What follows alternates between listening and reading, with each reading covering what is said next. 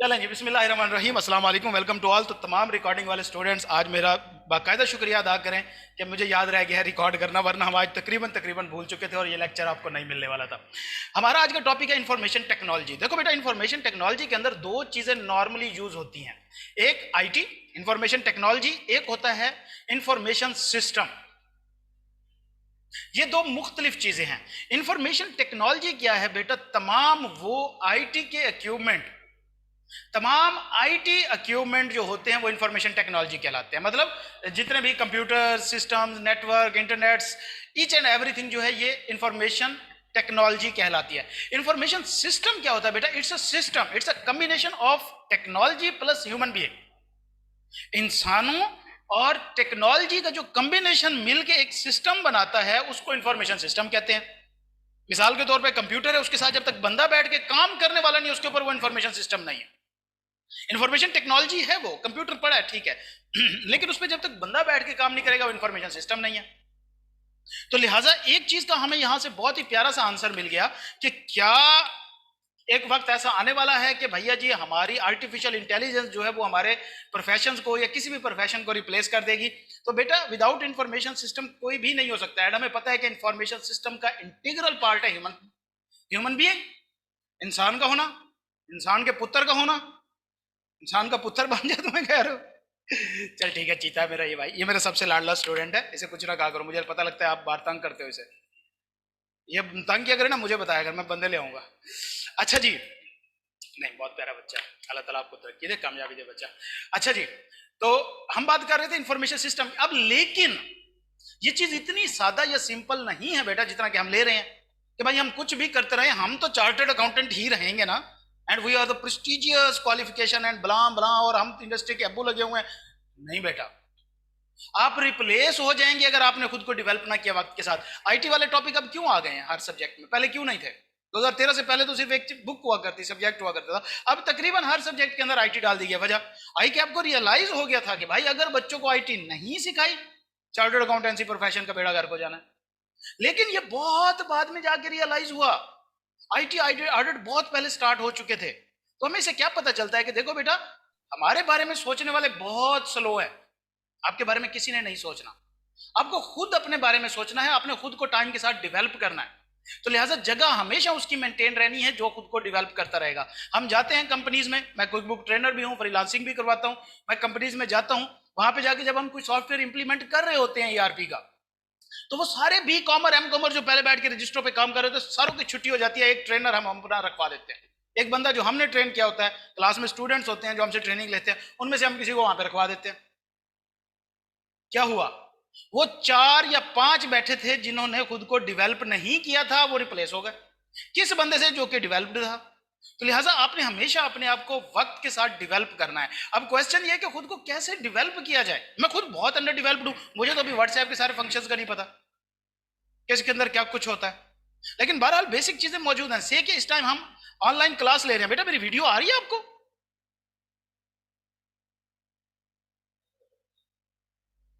मेरी वीडियो किधर है यार? स्टूडेंट्स मेरी वीडियो आ रही है बच्चा?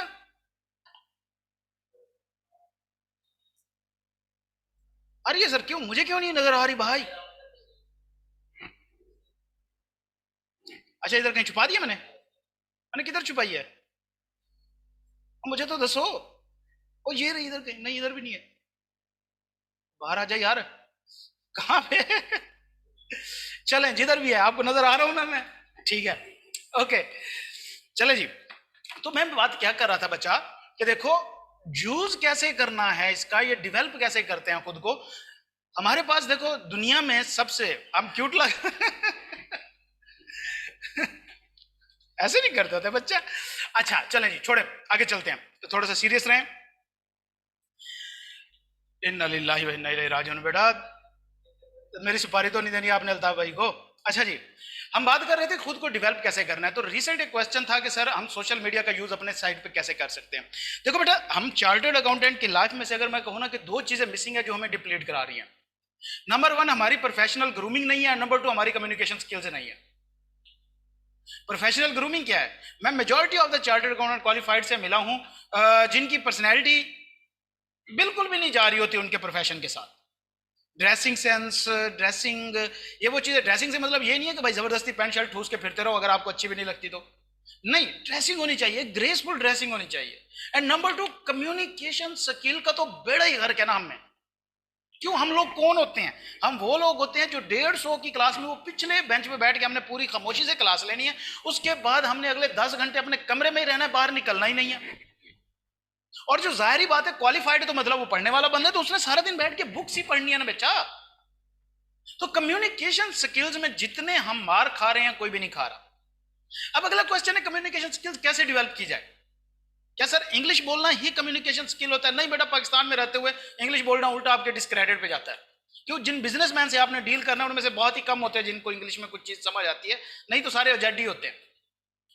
Communication is something different. इसमें क्या कुछ मैटर करता है? Number one, confidence. सबसे इंपॉर्टेंट चीज आपका कॉन्फिडेंस मैटर करता है। अब बेटा कॉन्फिडेंस क्या है कि जनाब हम चौड़े होके खड़े हैं, हम हर किसी की बात का जवाब, ये कॉन्फिडेंस नहीं है।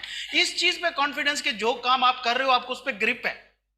इस चीज का कॉन्फिडेंस की क्लास में 30 स्टूडेंट बैठा है, कहीं से भी क्वेश्चन आता है, मेरी इंफॉर्मेशन इतनी वाइड एंड स्ट्रांग है, मैं करंट इन्वायरमेंट के साथ इतना अपडेटेड हूं कि मैं उसको आंसर कर सकता हूं, मैं किसी भी टॉपिक पे बात कर सकता हूं, मैं किसी भी तरीके के सरप्राइज को हैंडल कर सकता हूं। ये कॉन्फिडेंस कब आता है? जब आपके पीछे एक ढेर सारी इंफॉर्मेशन मौजूद हो, जब आपको लोगों के साथ मिलना जुलना आए, जब आपके लिंक हो। अब मैं 150 की क्लास को पढ़ाता हूं, आपके ख्याल में मैं कंफ्यूज क्यों नहीं होता? आप कई क्वेश्चन करते हैं, बोगियां मारते हैं, इसकी क्या रीजन है कि मुझे सब कुछ आता है? नहीं बेटा, सब कुछ नहीं आता, लेकिन मैं बाहर निकला, मैंने रिस्क लिया, मैंने कमिश्नर्स को प्रेजेंटेशन दी, मैंने मिनिस्टर्स को प्रेजेंटेशन दी अपनी फर्म में, मेरे पार्टनर भाग जाया करते थे, नहीं दे पाते थे। उसका फायदा यह हुआ कि अब मुझे कहीं पे टेंशन नहीं होती। तो बेटा सोशल मीडिया का सबसे इंपॉर्टेंट और पहला यूज था ही क्या? इंफॉर्मेशन। इंफॉर्मेशन थी, हमने इंफॉर्मेशन के अलावा बाकी सब कुछ किया हुआ उसके ऊपर। सबसे पहली चीज आपका सोशल मीडिया आपको डेली बेसिस पे अपग्रेड करना चाहिए। अच्छा, सोशल मीडिया है क्या? कौन कौन से प्लेटफॉर्म है सोशल मीडिया के? जरा मुझे। Instagram, Facebook, Twitter. Twitter social ठीक है, टिकटॉक ठीक है, स्नैक वीडियो, और आप में से किसी को लिंक्डइन का पता है? बस पता ही है ना। मतलब फेसबुक पे आप डेली 10 बार जाते हो, लिंक्डइन पे क्यों नहीं जाते? लिंक्डइन पता है कैसे काम करता है बेटा? फाइवर सोशल प्लेटफॉर्म नहीं है निमरा, कोई खुदा का खौफ कर लो बच्चे, फ्रीलांसिंग प्लेटफॉर्म है। लिंक्डइन भी सोशल मीडिया ही है, लोगों को इंटरकनेक्ट करता है। आप वहां पे कुछ भी शेयर कर सकते हो, सर्च कर सकते हो, जिस तरह के फेसबुक पे है, आपके वहां पे कनेक्ट्स हैं, यहाँ पे फ्रेंड्स होते हैं फेसबुक पे, तो फिर वो सोशल मीडिया कैसे ना हुआ? आप मैसेज कर सकते हो, चैट कर सकते हो, वो सोशल मीडिया ही है। लेकिन क्यों? क्योंकि वहां पे आपकी काम की कोई चीज नहीं है ना, वहां पे प्रोफेशनल बैठे हैं। मौत पड़ती है आपको वहां पे जाते हुए, आप तो फेसबुक पे जाएंगे जहां पे मीम शेयर और पुट्टी सीधी जनाब जी वीडियोस फिर रही हो, जहां पे आमिर लियाकत का तवा लग रहा हो, और जा आमिर लियाकत तेरा कख ना रहे हैं। देखो बेटा, आपका सोशल मीडिया डेली बेसिस पे आपको डेवलप करना चाहिए। एंड सेकेंडली बेटा देखो, आपने एक चीज का फ्यूचर प्लान क्या है? फ्यूचर सिर्फ और सिर्फ आप किसी भी प्रोफेशन में जाते हैं आपकी मार्केटिंग पे टिका है। आप चाहे जॉब में भी जाएं तो आपकी मार्केटिंग मैटर करती है। जब जॉब पे जाते हैं हम सीवी देते हैं तो बेसिकली क्या होता है? मार्केटिंग ही तो होती है ना। हम उसको बता रहे होते हैं कि देखो जी मैंने ये भी चंचड़ आया हुआ है, मैंने ये भी किया हुआ है, मैंने ये भी किया हुआ है। ऐसी बात है, मार्केटिंग कर रहे होते हैं ना। हम अपनी पर्सनल भी मार्केटिंग ही करते हैं जब हम जॉब पे जाते हैं। हम बिजनेस कर रहे हो तो भी तो हम मार्केटिंग ही करते हैं। तो मार्केटिंग, अब अगर हम बात करें दूसरे प्लेटफॉर्म जितने भी हैं यहां पे बिजनेस टूल कितने, अब फेसबुक मेटा क्या है? मेटा भी जो आया है वो तो भाई पूरी दुनिया है, पूरी दुनिया ही डिफरेंट है। वहां पे तमाम बिजनेसेस वर्चुअली हो रहे हैं। अनकरीब देखिएगा विद इन 5 to 10 ईयर ऐसा हो जाएगा कि आपको ऑफिस खत्म होना शुरू हो जाएंगे, आपके घर में ऑफिस होगा, सारा कुछ वहीं पे होगा, आप एक वर्चुअली स्पेस में बैठे होंगे एंड आप वैसे ही बैठेंगे जैसे ऑफिस में बैठे, आप सूटेड बूटेड होके ही बैठेंगे, सिस्टम पे बैठेंगे। लेकिन जो आपका इंप्लॉयर होगा उसको लग रहा होगा कि आप एक कमरे में ही बैठे हैं, सारे एक टेबल पे बैठे हैं। ऐसा है, आने वाला है विद इन 5 to 10 ईयर। तो सारा कुछ बेटा मार्केटिंग पे डिपेंड करता है। अगर आप कल को बिजनेस सोच के जा रहे हो तो अपने बिजनेस आइडिया को प्रमोट करना शुरू करो अभी से। आपको पता है कि जो हमारे सीए पेजेस हैं फेसबुक के ऊपर, इनकी वर्थ क्या है? मिलियंस में है। जिस पेज के तकरीबन 50,000 मेंबर प्लस है ना सीए के, वो बंदा अगला 10 लाख रुपए में पेज बेचने को राजी नहीं है। आपको पता है इसकी वर्थ क्या है? जिसके 1 लाख मेंबर हैं वो 50 लाख में भी बेचने को राजी नहीं है वो ग्रुप। इतनी वर्थ है इस चीज की। सीए के फेसबुक के पेजेस जो हैं अपने, हमारे ग्रुप्स जो हैं सीए कम्युनिटी के, ये उनकी वर्थ चल रही है। और जितना आप सोच रहे हो ना बैठ के कि वहां पे सिर्फ सोशल मीडिया वो हमारे मीम्स आ रहे होते हैं, पोस्टें आ रही होती है, ये वो कुछ होता है, ये तो आपको फ्रंट एंड का पता है। बैक एंड पे हमें पता है कि पीछे क्या चल रहा होता है। सीए ब्रांड्स जो हमारा ग्रुप पेज है, ग्रुप है 25,000 मतलब तकरीबन 27,000 क्री मेंबर है, मैं उसका एडमिन हूँ। बैक एंड पे हमें पता है क्या हो रहा होता है, इसके क्या फायदे हैं। आज मैं यहां पे खड़ा हूं तो बिलीव मी इसके पीछे सोशल मीडिया का हाथ है। स्टार्ट मैंने कहां से लिया था? ऑनलाइन टेस्टिंग से, ऑनलाइन क्लासेस से। किस पेज से स्टार्ट लिया था? सीए ब्रांड से लिया था। तब हमने इन्वेस्टमेंट पता क्या की थी? 1400 का एक माइक लिया था जस्ट हमने। एक 1400 के माइक के ऊपर हमने काम शुरू किया। लैपटॉप ये मेरा अभी तक वही चल रहा है शहजादा 2016-17 वाला, फर्म का है, ये मेरा भी नहीं है। आज मैं आपके सामने खड़ा हूं यहां पे कैसे? सोशल मीडिया के थ्रू खड़ा हूं। मैंने वहीं से अपनी वर्थ डेवलप की, मेरा चैनल बना, मोनिटाइज हुआ, वहां पे मार्केटिंग हुई। मैं पिछले 5 साल से वहां पे पढ़ा रहा। आप मार्केटिंग करो। अगर आप चाहते हो आपने जॉब में जाना तो अपनी पर्सनल मार्केटिंग करो। तो पर्सनल मार्केटिंग किस सोशल मीडिया प्लेटफॉर्म पे होती है? लिंक्डइन पे होती है। वहां पे सारे प्रोफेशनल मौजूद हैं। आप अपने अकाउंट्स बनाएं, डेवलप करना शुरू करें अपने आप को, लोगों को बताना शुरू करें। वहां पे सीईओज मौजूद हैं, सीएफओज मौजूद हैं, वहां पे बड़े बड़े एचआर मैनेजर्स बैठे हैं। डेली बेसिस पे वहां पे जॉब्स आ रही होती हैं। आपका वहां पे पूरा बायोडाटा मौजूद होना चाहिए शुरू से लेके। जी मैंने मैट्रिक फला से की, आला तालीम के लिए मैंने वहां पे गया, और फिर उससे ज्यादा आला तालीम हासिल करने के लिए जनाब जी हम लाहौर हिजरत कर गए। ये वहां पे होना चाहिए, आपकी अचीवमेंट होनी चाहिए। पर्सनली आपको खुद को मार्केट करना है तो, अगर मार्केट में जगह बनानी है तो, नहीं तो बहुत कंपटीशन है भाई। हमें फेसबुक का पता है, हमें लिंक्डइन का नहीं पता, हमें और जॉब वाले प्लेटफॉर्म है उनका नहीं पता। आपने कहीं पे सीवी नहीं बनाई अभी तक। हमारे पास ये इंटर करके बच्चे आते हैं, बेटा सीवी दो। वो सीवी यार एक नर्सरी का बच्चा जो मजमून लिखता है उससे भी गई गुजरी होती है। नाम लिखा है, क्वालिफिकेशन लिखी है, यार इसका हमने क्या करना है? मुझे बताओ, तुम मैट्रिक पास हो, मेरा इसमें क्या फायदा है? मैं तो फॉर्म वाला हूँ, प्राइवेट बंदा हूँ, मुझे उसमें क्या इंटरेस्ट है? मुझे इसमें वो बताओ जिसमें मुझे इंटरेस्ट है। अपनी कोई अचीवमेंट बताओ, अपने बारे में कोई बताओ। मुझे राइटिंग से पता लगना चाहिए, मुझे डिजाइन से पता लगना चाहिए। आप क्रिएटिव बंदे हो, आप क्विक लर्नर हो, मुझे आपके सीवी के उसके फॉर्मेट से अंदाजा हो जाना चाहिए। आपके पिक्चर से स्टाइल जो ना यूं बैठे होते हैं सामने, इधर से दोनों कान बाहर निकले होते हैं। भाई कोई कम से कम प्रोफेशनल तस्वीर बनाने का तो तरीका सीख लो। तो थोड़ी सी भाई तिरछी बनवाते हैं, एक कान नजर आए एक कान नजर ना आए, अजीब से 2 एंटीने निकाल के बैठे होते हैं हम बीच में। इतना तो हमारी डेवलपमेंट है, इतनी तो हमारी ग्रूमिंग है। ऊपर से रोला ये है कि भाई हमारे प्रोफेशन में कुछ है ही नहीं ग्रूमिंग करने के लिए। कोई सब्जेक्ट नहीं है, कोई क्लास नहीं है, कोई एक्टिविटी नहीं है। आई के अपने पीसीएससी लॉन्च किया तो वो भाई थोक के हिसाब से सर्टिफिकेट बिक रहे होते थे उसके, कोई ग्रूमिंग नहीं हो रही थी। हमने भी की, हमें पता है। तो आपको अपनी जिम्मेदारी बेटा खुद लेनी है। कॉलेज वाले आपके सगे भी नहीं होंगे। आप अगर नाकाम हो जाते हैं तो किसी को कोई फर्क नहीं पड़ता। लंबी लिस्ट पड़ी है नाकामियों की, हमारे पास बहुत एक्सक्यूजेज होते हैं, हम आपके सर पे डाल देते हैं सारे। अपने आप को मार्केट करो सोशल मीडिया पे अगर कर सकते हो।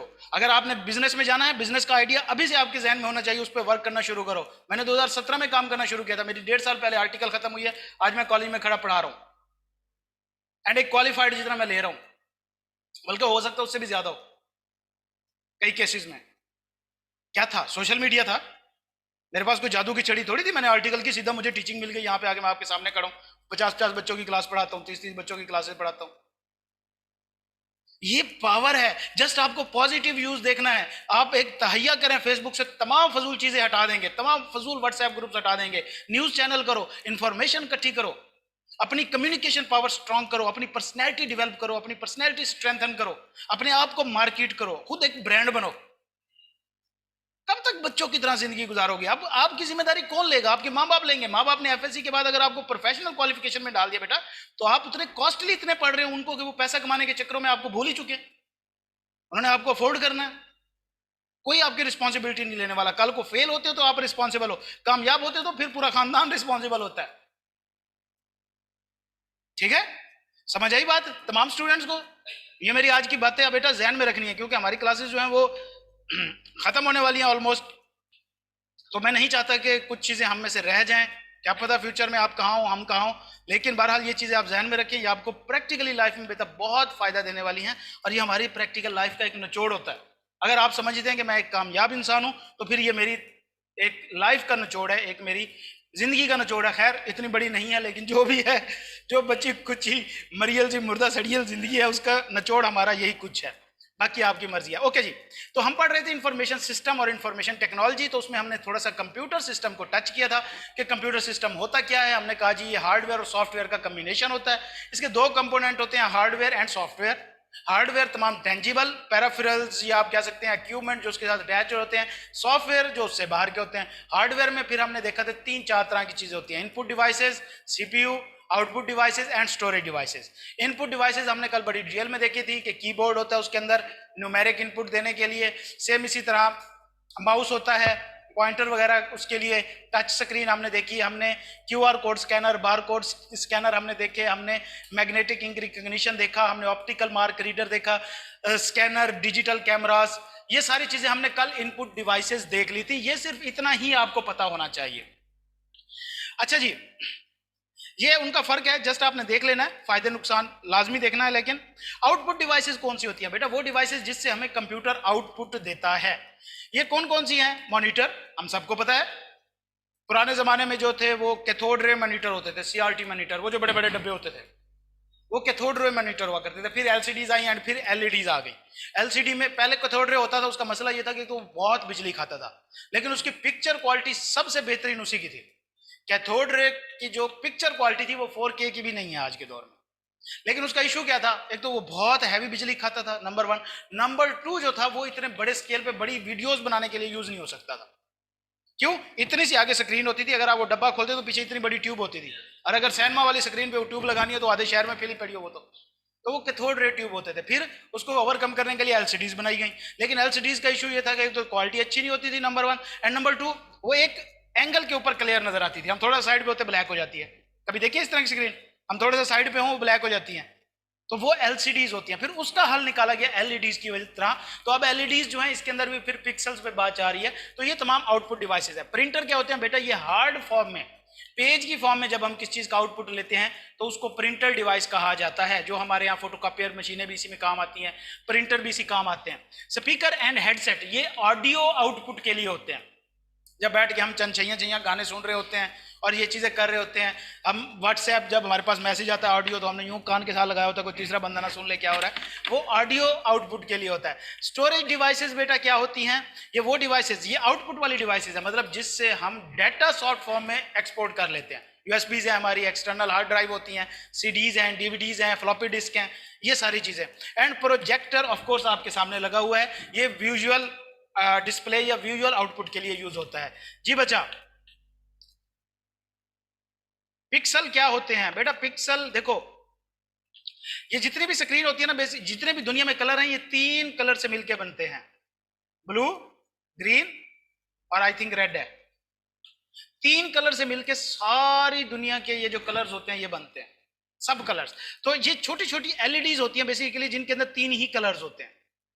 ये एलईडीज जितनी ज्यादा होंगी, ये स्क्वायर बॉक्स होते हैं बेसिकली, जो इसका छोटा सा हिस्सा बना रहे होते हैं। मिसाल के तौर पे इतने से हिस्से पे भी 3-4 पिक्सल होंगे, बल्कि बहुत ज्यादा होंगे, तो 3-4 हजारों में पिक्सल होंगे, मेगा पिक्सल होता है वो। बेसिकली क्या होता है कि नहीं बेटा, सीपीयू आउटपुट नहीं होता ना, ये इनपुट है, ये प्रोसेसिंग है, ये टोटली एक डिफरेंट कंपोनेंट है। 4 कंपोनेंट में से ये एक सेपरेट कंपोनेंट है, इनपुट, आउटपुट, प्रोसेसिंग और क्या था? Storage devices. ये 4 कंपोनेंट है। अच्छा, ये क्या होता है बेटा? ये छोटे छोटे डब्बे होते हैं, ठीक है। ये जितने ज्यादा होंगे बॉक्सेस की साफा में छोटी छोटी एलईडी, ये जितनी ज्यादा होंगी पिक्चर क्वालिटी उतनी शार्प होगी, उतनी अच्छी होगी। एक लाइट जितनी थोड़ी जगह पे पड़े उतना ज्यादा ही रिजल्ट होता है, या फैली हुई का ज्यादा रिजल्ट होता है, जितनी फोकस्ड होगी। तो लिहाजा जितने भी ये छोटे छोटे डब्बे होते हैं इनको पिक्सल्स कहा जाता है। और एक तस्वीर के अंदर ये जितने ज्यादा होंगे उतनी ही ज्यादा वो तस्वीर शार्प होती है या अच्छी होती है, इसको पिक्सल कहा जाता है। अच्छा जी, अच्छा जी, स्टोरेज डिवाइसेस क्या हैं? ये सबसे इंपॉर्टेंट है, लेकिन पहले इसमें से लाजमी क्वेश्चन आता था 8-10 नंबर का। अब क्योंकि एमसीक्यूज बन गए हैं तो इसमें से आपसे एमसीक्यूज ही पूछे जाएंगे। स्टोरेज डिवाइसेस क्या होती हैं बेटा? ये वो डिवाइसेस होती हैं जिनके अंदर हम अपनी मुख्तलिफ किस्म की सॉफ्ट फॉर्म में डाटा मेंटेन करते हैं, रखते हैं। जाहिर बात है, कंप्यूटर चल रहा है, एक चीज चल रही है, कंप्यूटर बंद हुआ, वो चीज खत्म हो गई। अब इसका तरीकाकार क्या होता है? मुख्तलिफ स्टोरेज डिवाइसेस होती है बेटा। अब जरा हमने इसको समझना है।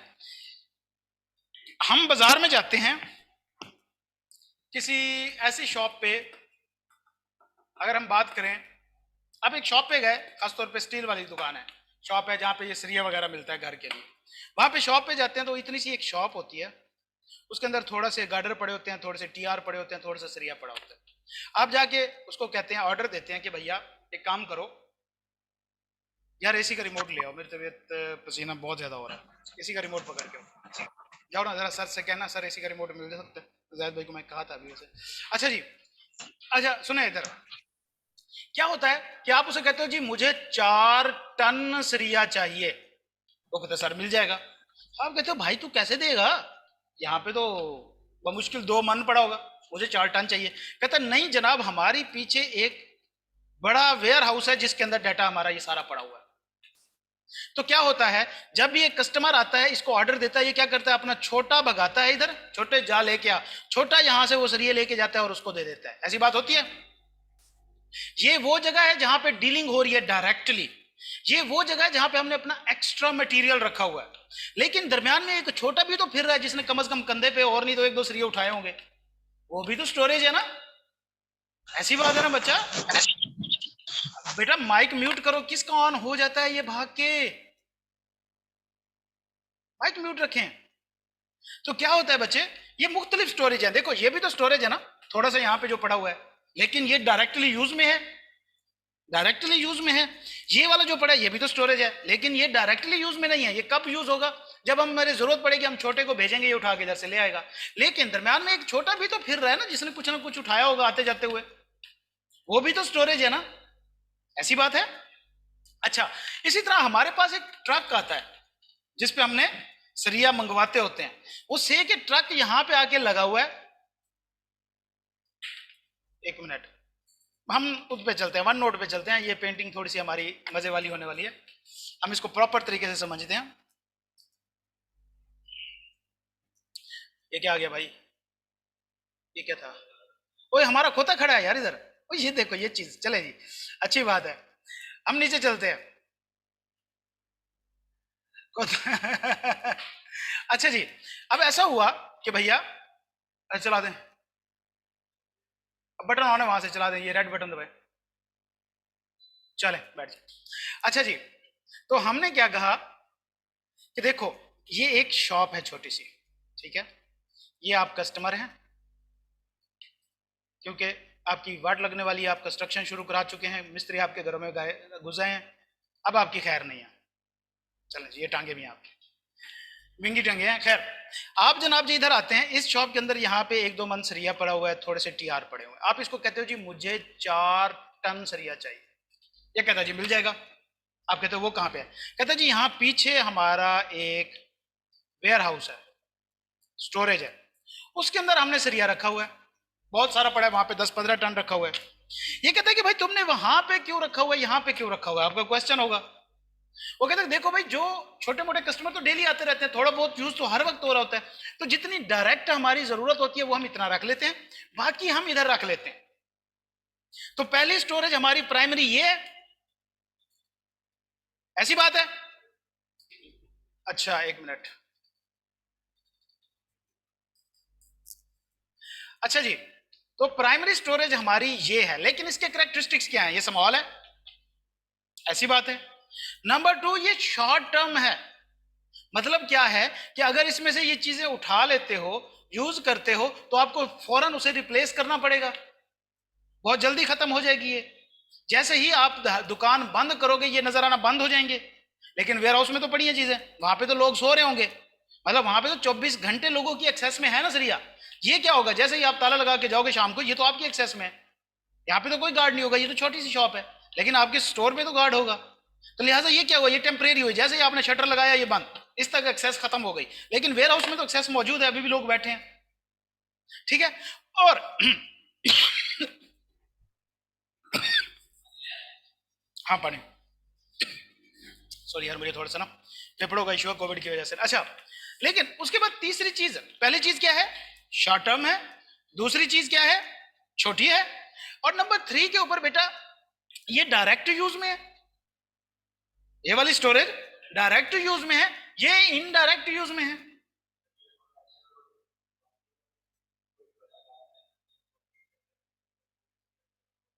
हाँ किधर, छोटी शॉप है ना, ये डायरेक्ट है ना, ये तो शॉप पे समझ लो ना आप।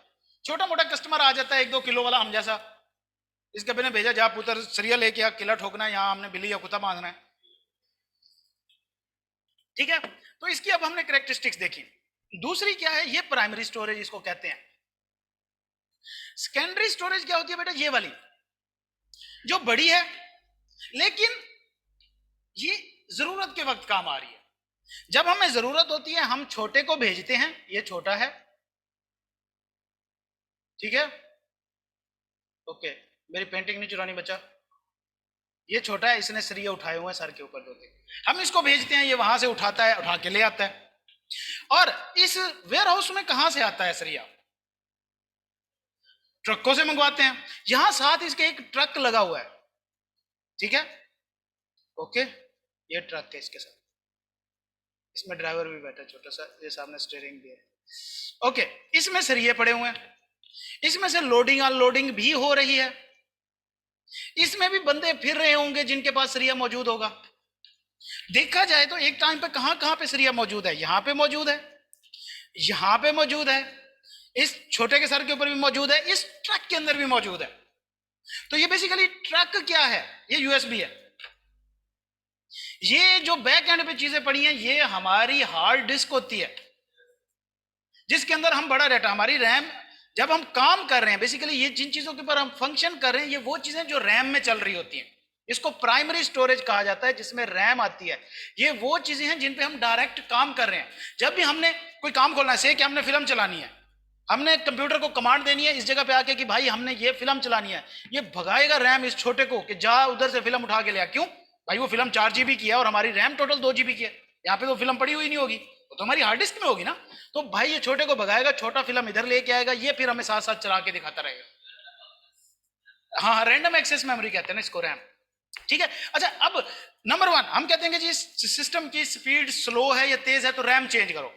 उसकी रीजन क्या है कि हो सकता है कि ये जो यहाँ पे सारा डाटा पड़ा है, अब अगर इसको यहाँ पे शिफ्ट करें तो नहीं हो सकता। अगर 2 GB की रैम पे 4 GB की वीडियो हम चलाएंगे तो स्लो हो जाएगी ना। क्या करेगा छोटा, पहले आधी फिल्म लेके आएगा, वो चल जाएगी, फिर आधी लेके आएगा, तो चीजें इंटरप्टेड होंगी बीच में, छोटा भाग रहा है, अनेवा भाग रहा है। अच्छा, ये हमारी सेकेंडरी स्टोरेज है, ये बड़ी स्टोरेज है, ये कंप्यूटर बंद होने पे, शटर बंद होने पे इस तक एक्सेस नहीं खत्म होती, ये परमानेंट है, जबकि ये टेम्परेरी है, ऐसी बात है। अच्छा, अब हम ये देखते हैं, कभी आज तक सुना है कि यार ये 62 बिट सिस्टम है या 32 बिट सिस्टम है, देखा है कभी आपने सिस्टम? बच्चा ऑनलाइन वाले तमाम स्टूडेंट, सर रोम भी लिखा है, एग्जाम्पल नॉन वोलेटाइल है, ठीक है ठीक है ठीक है ठीक है, हम पढ़ते हैं रट्टे वाली चीजें बाद में, ये टर्म्स है बेटा, ये बहुत सारी हैं, हम इनको समझने लग गए तो बड़ा टाइम लगना है। आईटी की चीजें जाहिर सी बात है हमारी समझ से बाहर ही जानी है काफी कुछ, लेकिन कंसेप्ट समझना ज्यादा इंपॉर्टेंट है, हम चलते हैं बुक पे भी चलते हैं। अच्छा जी, अब सबने सुना है कि 32 बिट 64 बिट, इसका क्या मतलब है, ये क्या है बिट? बेटा बेसिकली देखो, इस छोटे को इधर से इधर सरिया लाने के लिए एक रास्ता यूज करना पड़ता है। अगर वो रास्ता खुला साफ सुथरा होगा तो वो ज्यादा सरिया लेके आ जा सकता है, अगर रास्ता छोटा होगा तो कम सरिया लेके आएगा, स्पीड स्लो होगी।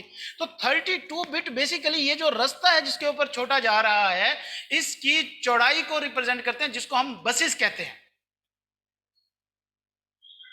यूनिट बसेस, जिसमें ये छोटा भाग रहा है, तो लिहाजा छोटा भी जितना फास्ट होगा उतनी जल्दी काम हो रहा होगा, जिसको हम टर्शरी स्टोरेज कहते हैं। और इसी तरह ये ऑफलाइन स्टोरेज होती है हमारी, माउंट अनमाउंट करने के लिए जो यूज होता है।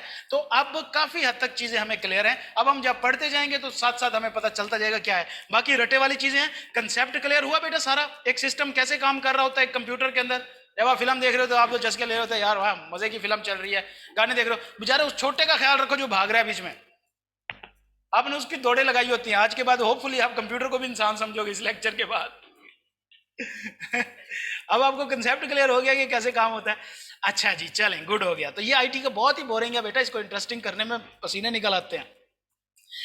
हाँ तो चलते हैं स्टोरेज डिवाइसेस क्या है। प्राइमरी स्टोरेज क्या है बेटा? इंटरनल टेम्पररी मेमोरी, ठीक है, जो डायरेक्टली सीपीयू के एक्सेस में होती है। सीपीयू कौन है? वो बंदा है, ऑनर है, जो मालिक बैठा है, जो उसकी डायरेक्ट एक्सेस में चीजें हैं। वोलेटाइल, वोलेटाइल से मुराद जैसे ही कंप्यूटर बंद हुआ खत्म।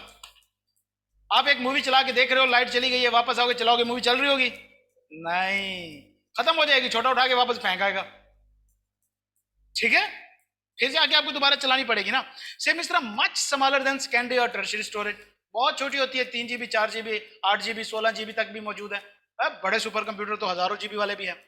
इस तरह मच क्विकर टू एक्सेस, क्योंकि ये डायरेक्टली एक्सेस में ना, ये छोटी स्पेस जो है ये फौरन उसी वहीं से सरिया उठा के दे दो, ले लो भाई, ठीक है। रैम रोम, रैम का हमें पता है, रोम छोड़ दो आप, ये आपके काम का नहीं है। सेकेंडरी स्टोरेज क्या होता है? सेकेंडरी स्टोरेज हार्ड डिस्क, हमारे सीडीज वगैरह, हमारे डीवीडीज जो इसमें आती हैं। Secondary storage use for data not currently being processed but which may be need to be accessed at later stage. कि जो सर अभी ये लेक्चर जो हम देख रहे हैं इसके पीछे भी एक छोटा होगा, बिल्कुल, ये बेचारा भाग रहा है, आपके क्वेश्चन जितने बढ़ते जा रहे हैं वो बेचारा तंग हो रहा है यार, उसका ख्याल करो कुछ। अब छोटा भगा रहे हो। अच्छा, अब ये छोटा जो है ये आपके सामने पीडीएफ फाइल छोटा खोल के खड़ा है कि चलो यार काम कर लो इस पे, फिर हम इसे कहेंगे ये वापस स्टोरेज में फेंक के आएगा, फिर कोई नई चीज उठा के ले आएगा। अच्छा जी, तो क्या है ये? डायरेक्टली एक्सेस नहीं होता। एग्जांपल क्या है? यूएसबी ड्राइव, फ्लॉपी डिस्क वगैरह वगैरह। टर्शियरी स्टोरेज क्या है बेटा? Tertiary storage typically involve a robotic mechanism that mount and unmount या dismount removable mass storage media into storage device.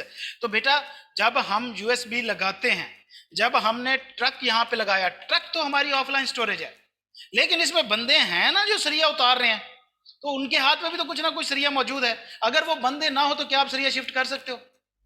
यहां पे छोटा ना हो तो क्या आप यहां से चीज यहां पे ला सकते हो? नहीं।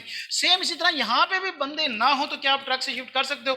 ट्रक आपकी ऑफलाइन स्टोरेज है, ये यूएसबी हो सकती है, ये आपकी फ्लॉपी डिस्क हो सकती है, ये आपकी एक्सटर्नल हार्ड ड्राइव हो सकती है जो ऑफलाइन भी मौजूद हो, लेकिन इसके साथ जो बंदा मौजूद है जो माउंट अनमाउंट कर रहा है, जब हम यूएसबी लगाते हैं इसको कहते हैं माउंट करना, जब निकालते हैं इसको कहते हैं अनमाउंट करना।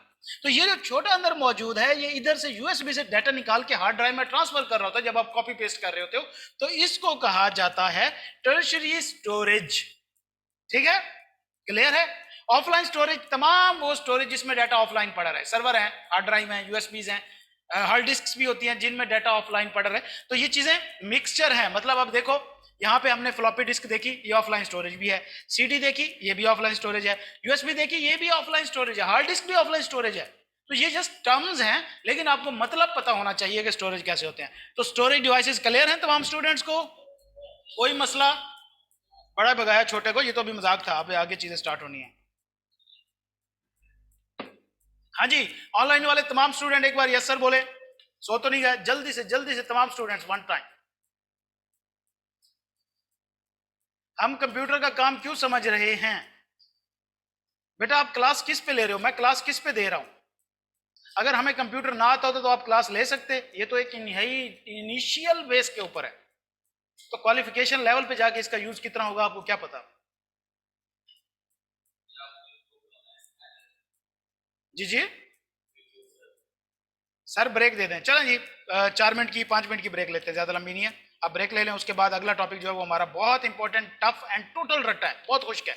अगला टॉपिक बहुत खुश्क है, मैं आपको पहले बता रहा हूँ, अपने हौसले हिम्मत जमान रख के बैठे। हाँ, पानी शानी पी लें, जो भी करना कर लें, बहुत खुश्क है, यहाँ तक था, अगला जो है वो मेरे बस से भी बाहर है इंटरेस्टिंग करना।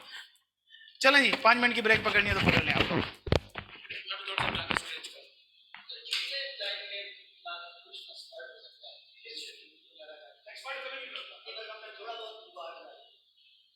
जितना ज्यादा आप उससे पंगे करोगे,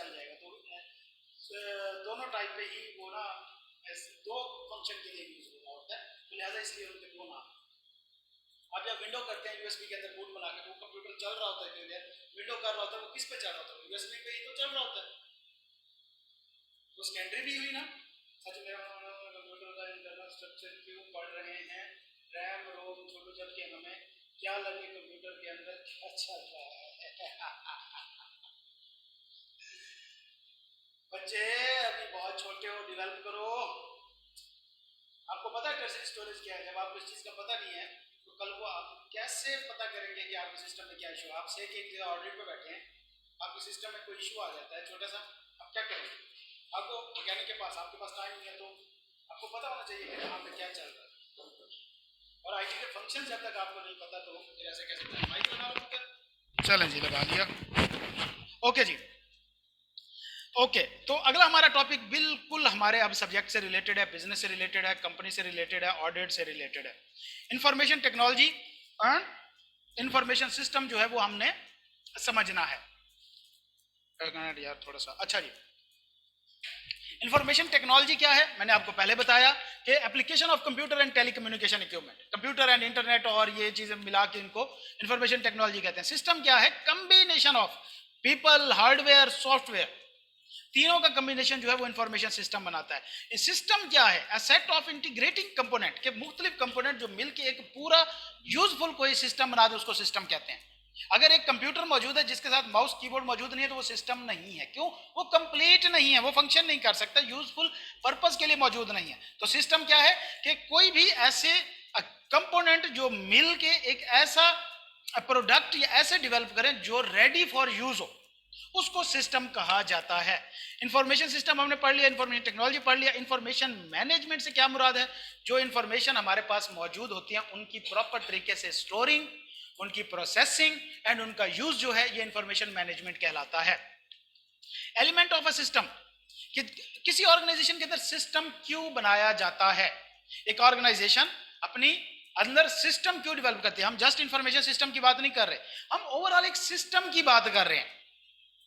ये सिस्टम ही है ना पूरा एक ऑर्गेनाइजेशन का, कि हम उसमें स्ट्रक्चर बना रहे हैं, हायरार्की डेवलप कर रहे हैं, सारा कुछ एक सिस्टम ही तो बना रहे हैं। तो एक ऑर्गेनाइजेशन सिस्टम क्यों बनाती है? द एलिमेंट्स क्या है? सबसे पहले गोल्स। हर सिस्टम का कोई ना कोई गोल होता है, गोल, ऑब्जेक्टिव, मिशन वगैरह पढ़ चुके हैं ना। तो हर सिस्टम के गोल होते हैं, ऑब्जेक्टिव्स होते हैं। फिर हर सिस्टम ऐसा होता है जो इंफॉर्मेशन ले रहा होता है, इनपुट उसमें दी जा सकती है। फिर हर सिस्टम की ये क्वालिटी होनी चाहिए कि वो प्रोसेस कर सके उन इंफॉर्मेशन को, चाहे वो इंफॉर्मेशन सिस्टम है या चाहे वो ह्यूमन सिस्टम है, जस्ट इंसानों का बना हुआ। इंफॉर्मेशन प्रोसेस हो रही होनी चाहिए ना। कि अगर हम नॉर्मल सिस्टम देखें कि ऊपर ऑनर बैठा है, नीचे मैनेजर बैठा है, उसके नीचे सुपरवाइजर है, उसके नीचे एम्प्लॉय है, इस सिस्टम क्या है? सबसे पहले इस सिस्टम का कोई ना कोई गोल होगा, फिर इसको इंफॉर्मेशन बाहर से ये सारे कलेक्ट कर रहे होंगे, इनपुट हो रही होगी, और ये इंफॉर्मेशन को प्रोसेस भी कर रहे होंगे, नीचे ऑर्डर आ रहे होंगे, ऊपर इंफॉर्मेशन जा रही होंगी, उसके बाद आउटपुट भी कोई ना कोई सामने आनी चाहिए। एंड सेम इस तरह इन्वायरमेंट मैटर करता है बहुत ज्यादा हर सिस्टम का। इन्वायरमेंट से क्या मुराद मैटर करता है? जैसे हमारा ये एसी है, एक सिस्टम है, हमने इसको कमांड दी हुई है टेम्परेचर 26 पे रखना। हो पाकिस्तानों की अजीब साइकी है, लब के वो एसी लेना जो सबसे ज्यादा ठंडा करना हो, फिर उसे 26 पे चलाना ऐसा है ना, फिर चलाना उसे 26 पे ज्यादा लब के वही लेना जो सबसे ज्यादा ठंडा करता हो। अच्छा जी, तो इन्वायरमेंट मैटर कैसे करता है? बेटा देखो, हमने इसको 26 की कमांड दी हुई है, जैसे ही हमारे रूम का टेम्परेचर 26 होगा ये कूलिंग करना बंद कर देगा। ये कमरा इसका इन्वायरमेंट है ना, तो इन्वायरमेंट अफेक्ट कर रहा है सिस्टम को, तो लिहाजा इन्वायरमेंट भी मैटर करता है। ये हम आगे चल के पढ़ेंगे। एंड इस तरह बाउंड्री होनी चाहिए, लिमिट्स होनी चाहिए हर चीज की, कि कहां से इन्वायरमेंट शुरू होता है एंड कौन सी चीज सिस्टम के अंदर आती है। ठीक है। ओपन एंड क्लोज सिस्टम, बेटा ओपन सिस्टम उनको कहते हैं जिनके ऊपर इन्वायरमेंट का कोई इफेक्ट नहीं होता। इन्वायरमेंट का जिनके ऊपर कोई इफेक्ट नहीं होता। मिसाल के तौर पे पुराने दौर की गाड़ी का एसी ले लो, अगर आप उसे चला देते हो तो वो चलता ही रहता है जब तक आप बंद नहीं करते। क्या उसके अंदर टेम्परेचर कंट्रोल का ऑप्शन है? वो ओपन सिस्टम है, इन्वायरमेंट का उस पर कोई इंपैक्ट नहीं हो रहा। सॉरी, क्लोज्ड सिस्टम है वो, उसके ऊपर इन्वायरमेंट का कोई इंपैक्ट नहीं हो रहा। जबकि ओपन सिस्टम क्या है? जो इन्वायरमेंट जिस पर इंपैक्ट करे, जिस तरह की ये ऑटो है, ठीक है, इसको ओपन सिस्टम कहा जाता है। अब बेटा देखो, ओपन सिस्टम, क्लोज सिस्टम, मैं ये बड़ी कॉमन सी एग्जांपल्स दे रहा हूं। मैं आपको अकाउंटिंग सॉफ्टवेयर की एग्जांपल नहीं दे सकता यहां पे, उसकी रीजन आपको पता नहीं है, आप कंफ्यूज हो जाएंगे। ये सारी चीजें हमारे अकाउंटिंग एंड ऑडिटिंग में यूज होती हैं। एक ओपन सिस्टम वो होता है बेटा जो इन्वायरमेंट से इंफॉर्मेशन उठाता है। मिसाल के तौर पे खुद ही कंपेटिटर का डाटा कलेक्ट करता है। एक बिजनेस का इन्वायरमेंट क्या होता है? मार्केट, कंपेटिटर, वो खुद ही डाटा कलेक्ट करता है और उसको हमारे कंपनी के डाटा के साथ मैच करता है। ऑटो उठाता है, स्टॉक एक्सचेंज से उठाता है, उनकी वेबसाइट से डाटा उठाता है, लिंक्ड होते हैं, इंटीग्रेटेड होते हैं। क्विक बुक इंटीग्रेटेड हो जाती है, इंटीग्रेट होती है, ये ऑटो डाटा पिक करती है, फिर कंपैरिजन करके हमें डिसीजन मेकिंग में हेल्प करता है। क्लोज एंड क्या होता है कि भाई जिसके अंदर कोई ऑटो डाटा नहीं है, जस्ट पुट करना होता है, हमें इंफॉर्मेशन देनी पड़ती है बाहर से, वो खुद इन्वायरमेंट कोई इंपैक्ट नहीं होता, बाहर जो मर्जी होता रहे, वो उसने वही काम करना जो स्टैंडर्ड होगा। तो मैं एग्जाम्पल आपको सादी इसलिए दे रहा हूं ताकि आपको समझ आ जानी चाहिए, और एग्जाम में हमारे लिए मैटर समझ आना करता है। ठीक है। सिस्टम एडॉप्शन, वो कहते हैं कि भाई देखो, open system will adopt to their environment with varying degree of extremely. Example include deterministic system, मुख्तलिफ किस्म के। अब ये सिस्टम है, ये वो सिस्टम होते हैं बेटा जिसके अंदर हम रूल स्पेसिफाइड कर देते हैं। मिसाल के तौर पे आपने सिमुलेशन देखे होंगे, सिमुलेटर्स जो होते हैं, ये गेमें होती हैं, aeroplane simulator, driving simulator, parking simulator, ये गेम्स हैं ना। हम क्या करते हैं, हम उनको सेट ऑफ रूल दे देते हैं कि भाई अगर ये बंदा ये वाली हरकत करेगा तो आपने जहाज क्रैश कर देना है, अगर बादल होंगे तो आपने जहाज यूं करना है, इस तरह टर्न लेगा तो आपने यूं बोलना है।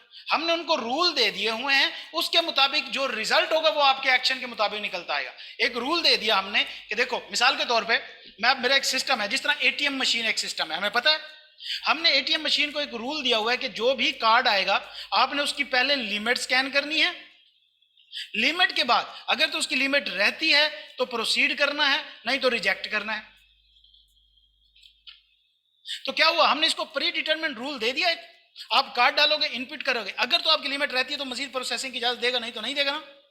एग्जैक्टली इसी तरह देयरफॉर हैव प्रेडिक्टेड ऑपरेशंस, तो हमें आउटकम्स भी प्रिडिक्टेबल होते हैं कि भाई देखो अगर लिमिट रहती है तो एक्सेप्ट हो जाएगा, अगर लिमिट नहीं रहती तो रिजेक्ट हो जाएगा। दो ही ऑप्शन है, तीसरा ऑप्शन होता है एटीएम में, होता है कार्ड कैप्चरिंग का, कार्ड कैप्चर कर लेता है, गलत कोड दो आप तो कार्ड कैप्चर हो जाता है ना, तो हाँ हाँ वो अंदर चला जाता है मशीन से, फिर ब्रांच से जाके लो। तो क्या है ये भी तो एक आउटकम है। तो लिहाजा इसके आउटकम सारे प्री डिटरमिन होते हैं एंड प्रिडिक्टेबल आउटपुट देता है, हमें पता होता है। बेटा ये जस्ट आपने समझते जाना है, इसके में पीछे पढ़ना नहीं है, ठीक है। मशीन्स, कंप्यूटर प्रोग्राम्स वगैरह इसके अंदर है। प्रोबेबिलिटी सिस्टम जो होता है, ये जो क्या लफ्ज है यार, नहीं वो जो क्या पढ़ते हैं क्यूएम में यार, प्रोबेबिलिटी, हाँ प्रोबेबिलिटी, ये उसके ऊपर चलता होता है। मतलब ये क्या है कि इसको हम प्रोबेबिलिटी वाले जो हैं वो, इसमें हमने रूल्स दिए, ये प्रोबेबिलिटी पे काम कर रहा है। मिसाल के तौर पे आप लूडो खेलते हैं ऑनलाइन, वहां पे जो डाइस होता है वो रोल होता है, क्या आपने कभी नोट किया कि वो किसी सिस्टम के तहत हो रहा होता है, हर बार रैंडम होता है?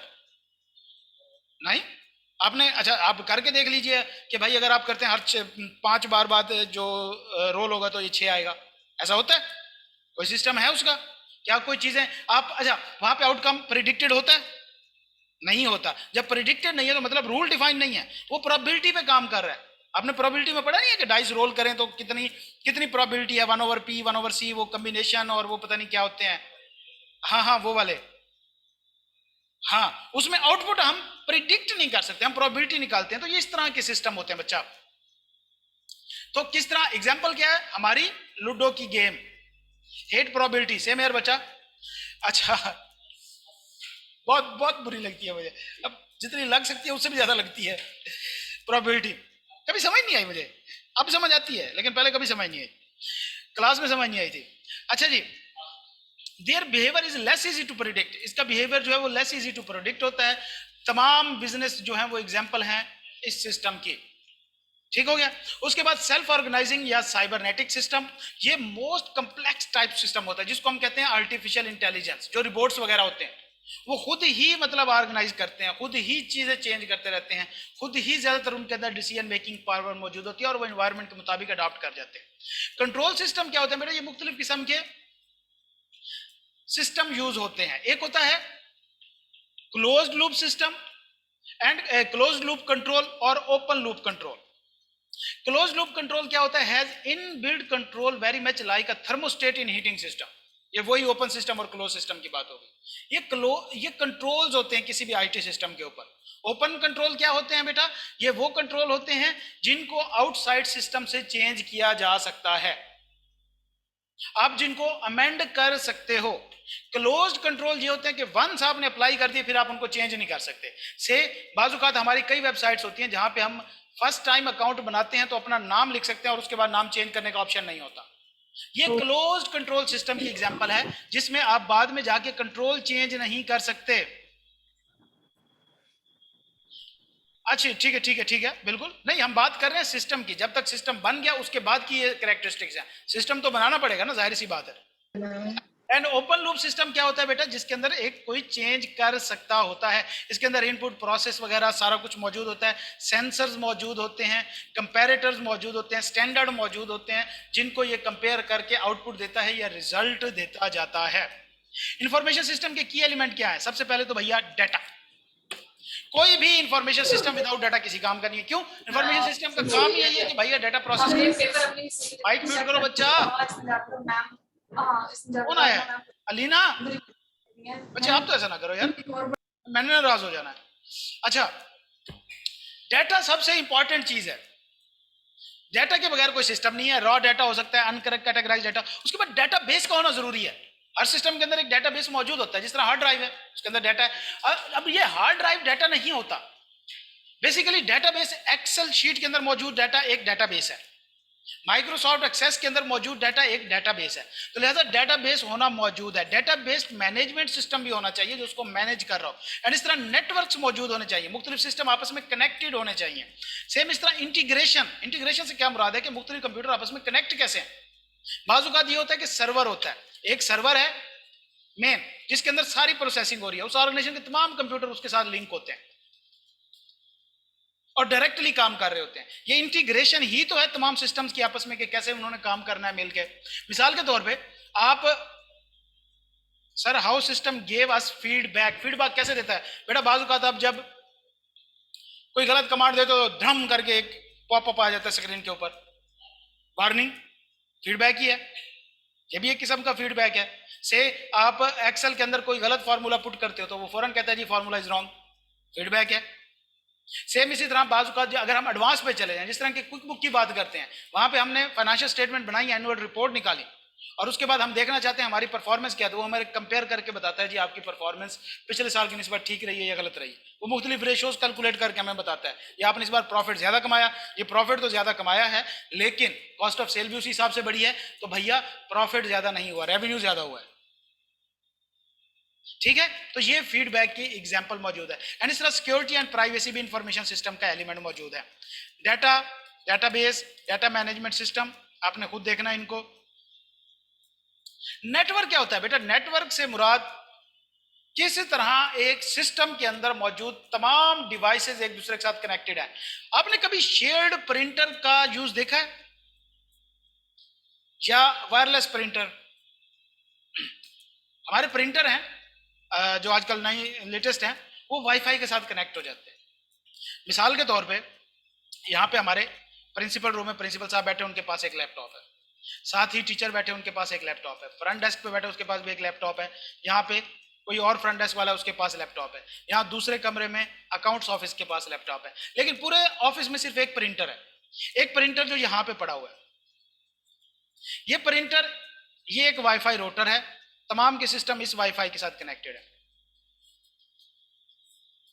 ठीक है, और ये प्रिंटर भी इसके साथ कनेक्टेड है। इस प्रिंटर में से प्रिंट निकालने के लिए कोई भी कमांड दे सकता है। ये शेयर्ड प्रिंटर होगा, मतलब ये बंदा यहां से कमांड देगा, वो जाएगी वाईफाई में, वाईफाई यहां प्रिंटर को कमांड देगा, प्रिंटर निकल आएगा। कोई भी शख्स इस प्रिंटर में से प्रिंट निकाल सकता है। अब ये तमाम कैसे एक दूसरे के साथ जुड़े? अब ये देखो ना कि तमाम सिस्टम इस प्रिंटर के साथ जुड़े हुए हैं ना, लेकिन कोई डायरेक्ट कनेक्शन तो नहीं है, लेकिन बहरहाल इंटीग्रेशन तो मौजूद है। तो इसको कहा जाता है नेटवर्क के मुख्तलिफ डिवाइसेस आपस में किस तरीके से जुड़ी हैं। एक तो ये तरीका हो सकता है, एक ये होता है कि भाई हर बंदा उठ के जाए, इसके साथ केबल लगाए, प्रिंट निकाले और आ जाए, एक ये तरीकाकार भी मौजूद है। ठीक है, तो लिहाजा नेटवर्क क्या है? Computer network is a group of 2 और more computer system linked together by communications. कि 2 या 3 सिस्टम आपस में लिंक कैसे हैं? क्या वो डायरेक्ट लिंक है एक दूसरे के साथ या वो किसी सर्वर के थ्रू लिंक है? इसको नेटवर्क सिस्टम कहा जाता है। Computer network support a vast range of use include the world wide web computer network. अच्छा, इंटरनेट है क्या आपके ख्याल में? मुझे समझाओ जरा। हम जो ये यूट्यूब पे मूवीज देख रहे होते हैं, ये किधर फिर रही हैं? हवा में फिर रही हैं। इंटरनेट समझाओ यार मुझे आज जरा, हम थोड़ा सा समझते हैं इसको जल्दी से। सैटेलाइट्स के अंदर डाटा नहीं होता बेटा, तो किसने कहा उसमें हार्ड डिस्क पड़ी हुई है? इतनी सी तो सैटेलाइट सारी होती है। फेसबुक का स्टोरेज देखा, पूरे आधे शराब में फैला हुआ है। सैटेलाइट के तो सैटेलाइट तो जस्ट भाई हमें जोड़ रही होती है, हमें कनेक्ट कर रही होती है। इंटरनेट क्या है? कोई मुझे समझाओ ना यार, इंटरनेट है क्या? कुछ तो है। इंटरनेट एक जाल है, एक शैतानी जाल है। और जाहिर बात है जब डेफिनेशन नहीं आती तो लगे जाओ क्या चाहते हैं जनाब। It's a chair, it's a good chair, it has 4 legs, it's beautiful, it's colorful, it's awesome, it's OMG, right? बताओ ना इंटरनेट क्या है बच्चा? देखो बेटा, इंटरनेट बेसिकली दुनिया के अंदर मौजूद तमाम कंप्यूटर्स का आपस में लिंक है या जुड़ाव है। लाइट ऑन कर दे बच्चा। हाँ, आपस में यहूदी साजिश।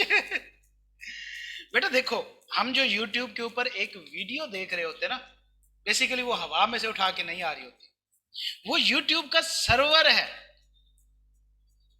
उस स्टोरेज है, उसके अंदर वीडियो पड़ी है, उसका एक एड्रेस है। जैसे ही हम वो एड्रेस डालते हैं, हम डायरेक्टली उस सर्वर के साथ कनेक्ट हो रहे होते हैं और वहां से चीजें देख रहे होते हैं। सर्वर यूट्यूब के हेड ऑफिस हैं पूरी दुनिया में, मुख्तलिफ किस्म के। फेसबुक के सर्वर देखें आप जाके, सहराए कोई उधर मैक्सिको वाली साइड पे, उसमें है सारे सर्वर उनके, और डेली बेसिस पे कई टेराबाइट का वो उनको बड़े बड़े सिस्टम स्टोरेजेस लगानी पड़ती हैं। ये फिजिकल स्टोरेजेस हैं, पड़े हुए हैं, ये जमीन के ऊपर पड़े हुए हैं, समंदर के अंदर डाले हुए हैं लोगों ने, माइक्रोसॉफ्ट के पड़े हुए हैं। माइक्रोसॉफ्ट ने तो अभी समंदर के अंदर स्टोरेज सिस्टम बनाए हैं। से मैं अपने इस लैपटॉप को स्टोरेज बना सकता हूं, एक वेबसाइट बना सकता हूं। FTP कभी देखा आपने? आपके मोबाइल पे FTP का ऑप्शन आता होगा, अगर फाइल वाले उसमें जाए ना, किसी किसी में FTP का ऑप्शन होता है। अब जरा सारे मोबाइल खोलें अपना, अपने फाइल मैनेजर में जाएं, किसको वहां पे FTP वाला ऑप्शन नजर आता है? जल्दी जाएं जरा, अभी एक और तजर्बा करते हैं। मैं आपको मजे की बात बताता हूं, मेरे पुराने मोबाइल में तो था, पता नहीं इसका नहीं है। FTP फाइल ट्रांसफर प्रोटोकॉल कहते हैं, कहीं पे लिखा हुआ नजर आता है, या सेटिंग में जाके देखो, फाइल मैनेजर में जाके देखो, किसी के मोबाइल में सारे खोलो अपना, FTP का वर्ड ढूंढो। फाइल मैनेजर में नॉर्मली होता है, नहीं, डॉक्यूमेंट्स में नहीं होगा। फाइल ट्रांसफर, एक मिनट, इसमें है, फाइल सेफ नहीं है, ये फाइल सेफ है। देखो यार, किसी का है तमाम मोबाइल में अपने, देखो जरा। यार अगर किसी का भी मिल जाना मजा आ जाएगा। अभी आपको बता दूंगा कि आपका मोबाइल कैसे, ट्रांसफर फाइल है, ट्रांसफर फाइल पे क्लिक करो, क्या ऑप्शन देता है बच्चा? कोई ईमेल एड्रेस वगैरह दे रहा है, कोई IP एड्रेस टाइप, देखें जरा। अगर दे रहा है तो बताना नहीं है बेटा, वो एड्रेस सब कुछ ही है, सारा एक्सेस हो जाएगा आपका मोबाइल की स्टोरेज यहाँ पे। जस्ट मुझे बताएं कि वहां पे आ रहा है कि नहीं आ रहा।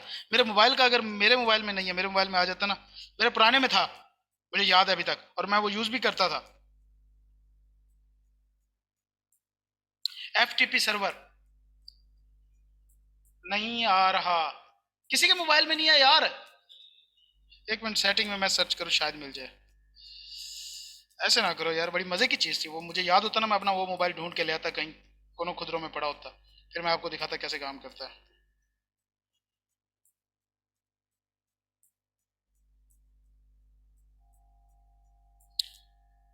FTP बेटा होता है फाइल ट्रांसफर प्रोटोकॉल। मिसाल के तौर पे मेरी ये मोबाइल है, इसकी एक स्टोरेज है, इसके अंदर सारा डाटा पड़ा हुआ है, ठीक है।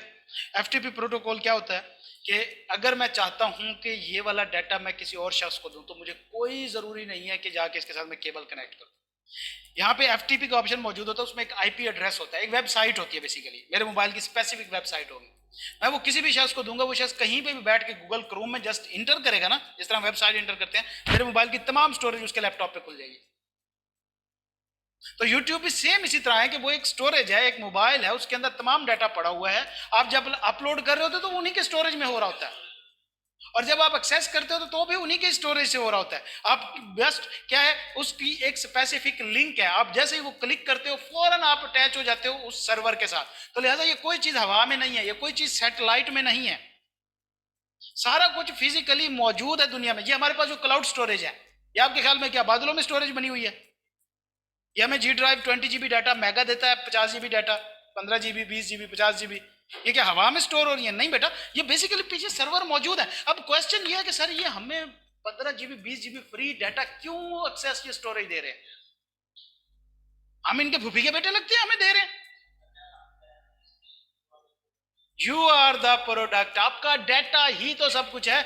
यही डाटा ही तो है जो फेसबुक को टॉप पे लेके गया है, यही डाटा ही तो जो है गूगल क्रोम को, गूगल को सारों को लेके गया ऊपर। तो आपका डेटा बेसिकली जो है वो उनका एसेट है, आपका सारा कुछ उनके पास मौजूद होता है। तो लिहाजा इसको नेटवर्क कहते हैं। यार टाइम जाया नहीं करते, अभी काफी कुछ पड़ा है। डाटा का क्या करते हैं, उनको पता चल जाता है कि भाई आपकी प्रेफरेंस क्या है। से कि आपकी प्रेफरेंस ये है कि आप फास्ट फूड रेस्टोरेंट जो है वो कौन से वाले ज्यादा विजिट करते हो? क्या होगा? केएफसी पे आप ज्यादा जाते हो, फेसबुक को पता चल जाता है, केएफसी वाले फेसबुक से रब्ता करेंगे जी, तमाम वो कस्टमर देखो जो हमारी नॉर्मली प्रेफर करते हैं और उन तक हमारी ये एडवर्टाइजमेंट पहुंचाओ नई प्रोडक्ट की, आपको फिर वो एडवर्टाइजमेंट शो हो रही होगी। फेसबुक को क्या फायदा हुआ? केएफसी ने हम खुद रब्ता करते हैं, हम जब ऐड बूस्ट करते हैं क्या करते हैं? हम यही तो कह रहे होते हैं फेसबुक को कि भाई ये हमारी टारगेट ऑडियंस है, तमाम वो स्टूडेंट जो सीए कर रहे हैं इस टाइम सुबह पंजाब के अंदर मौजूद है, उन तक मेरी ये पोस्ट जानी चाहिए। फेसबुक को कैसे पता? हमसे वो 2000 3000 4000 5000 10,000 भी चार्ज करता है, तो किसे फायदा हुआ? फेसबुक को हुआ। आपका डाटा ही सारा कुछ है, फ्यूचर है ही बेटा डाटा के ऊपर। मुख्तलिफ किस्म के नेटवर्क्स होते हैं, आपने जस्ट इनको पढ़ते जाना है। सिस्टम आर्किटेक्चर क्या होता है बेटा? ये तरीकाकार है जिससे सिस्टम आपस में जुड़े होते हैं। एक होता है सेंट्रलाइज्ड, एक होता है डिसेंट्रलाइज्ड। सेंट्रलाइज्ड हमने स्ट्रक्चर पढ़ा था, क्या होता है? तो सिस्टम भी सेंट्रलाइज्ड वो होता है जहां पे एक जगह प्रोसेसिंग हो रही होती है। मिसाल के तौर पे एक सर्वर है, यहाँ पे मेन पड़ा हुआ। एग्जांपल देते हैं, आपने कभी फैसल मूवर या डेवो की ऐप से जाके टिकट बुक कराई है? किसी से भी बुक कराई है? जब आप टिकट बुक कराते हो तो उसी टाइम फिर वो सीट बुक हो जाती है। इस्लामाबाद में बैठा बंदा अगर वो सीट बुक करना चाहे नहीं कर सकता, क्यों? उसको कैसे पता? आपने अपने मोबाइल में बुक किया, वो वहां पे बैठा, उसे कैसे पता आपकी सीट बुक हो चुकी है? हाँ, ऐप में ही कैसे पहुंच गई वहां तक बात? बात इतनी दूर निकल कैसे गई मुख्तार? ऐप एक नहीं है ना, ऐप से क्या है भाई? आपके अपने मोबाइल में, उसके अपने मोबाइल में ऐप कनेक्ट किस चीज से है? बात ही उसी ने ठीक किया जिस पे हंस रहे हो भाई, वो मेन सर्वर से कनेक्ट है।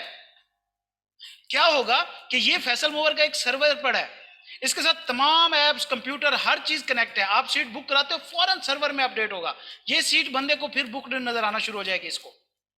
ये सेंट्रलाइज्ड प्रोसेसिंग होती है जहां पे एक ही सर्वर में सारी प्रोसेसिंग हो रही होती है और सब लोग उसी को एक्सेस कर रहे होते हैं।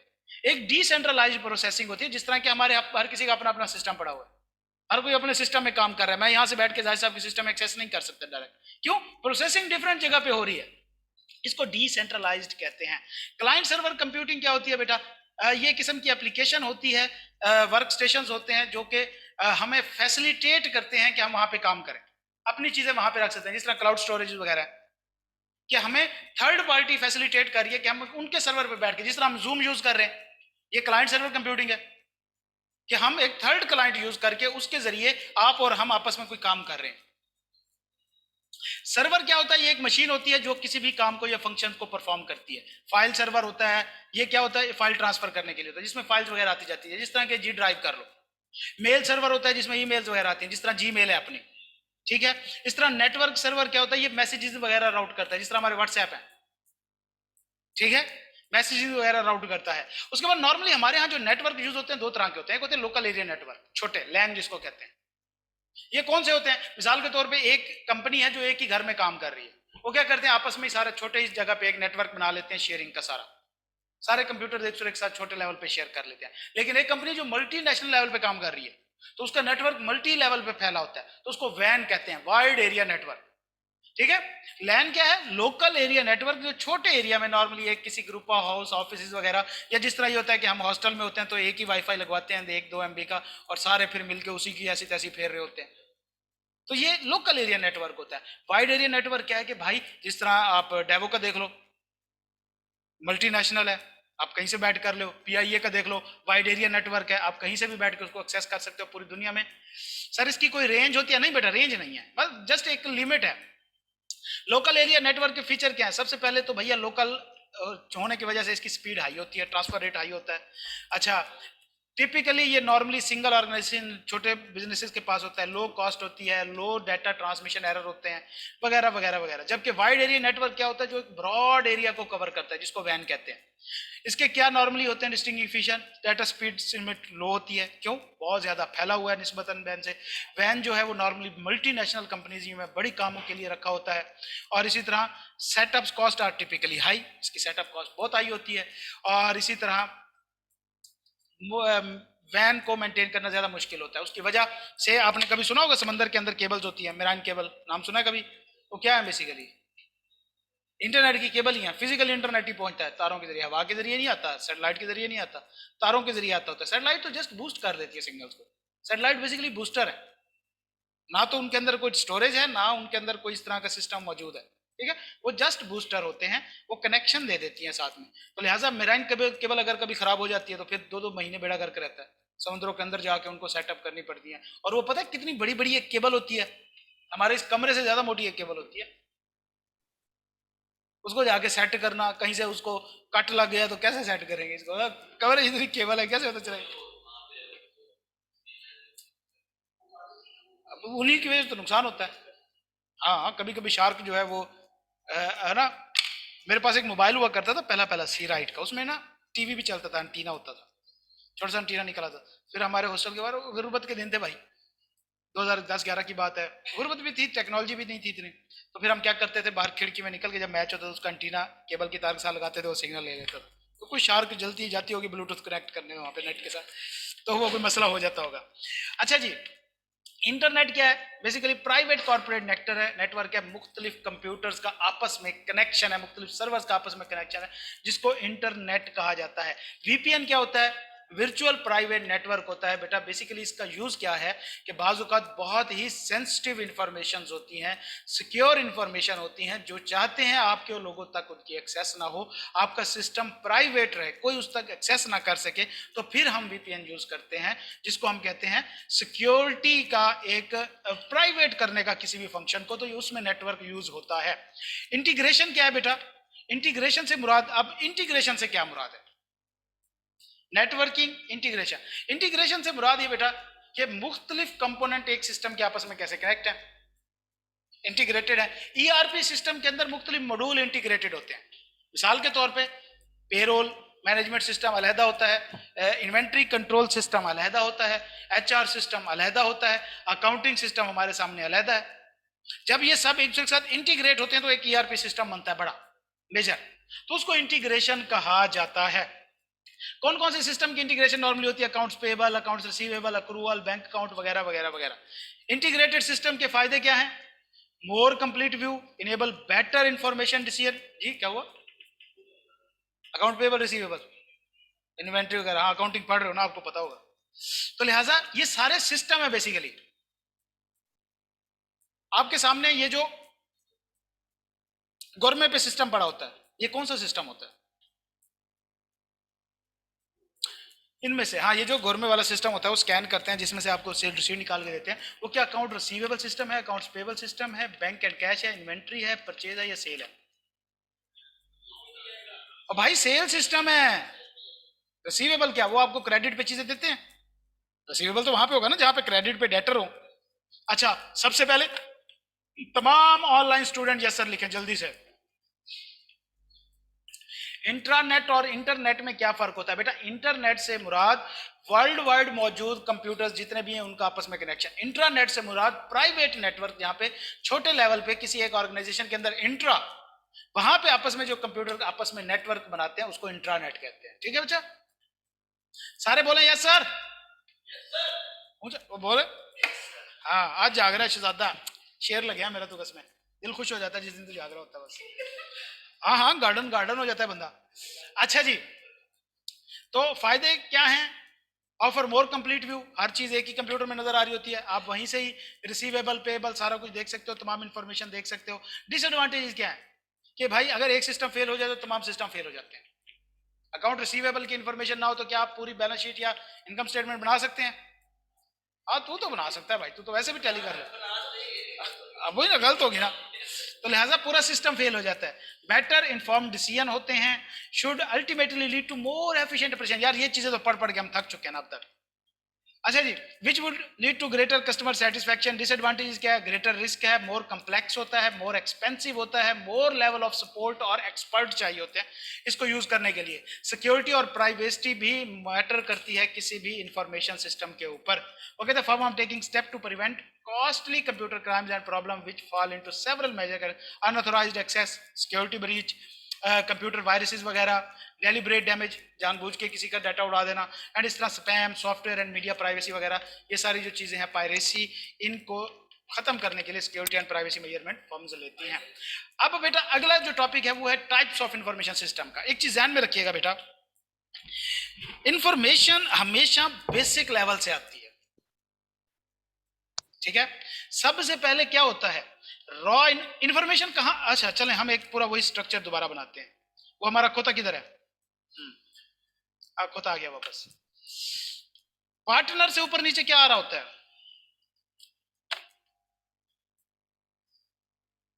इंफॉर्मेशन आती है, ऑर्डर आते हैं, ऑर्डर आते हैं। इंफॉर्मेशन नीचे से ऊपर जाती है, मतलब रॉ इंफॉर्मेशन जो होगी वो यहां पे इकट्ठी होगी इनिशियल स्टेज के ऊपर।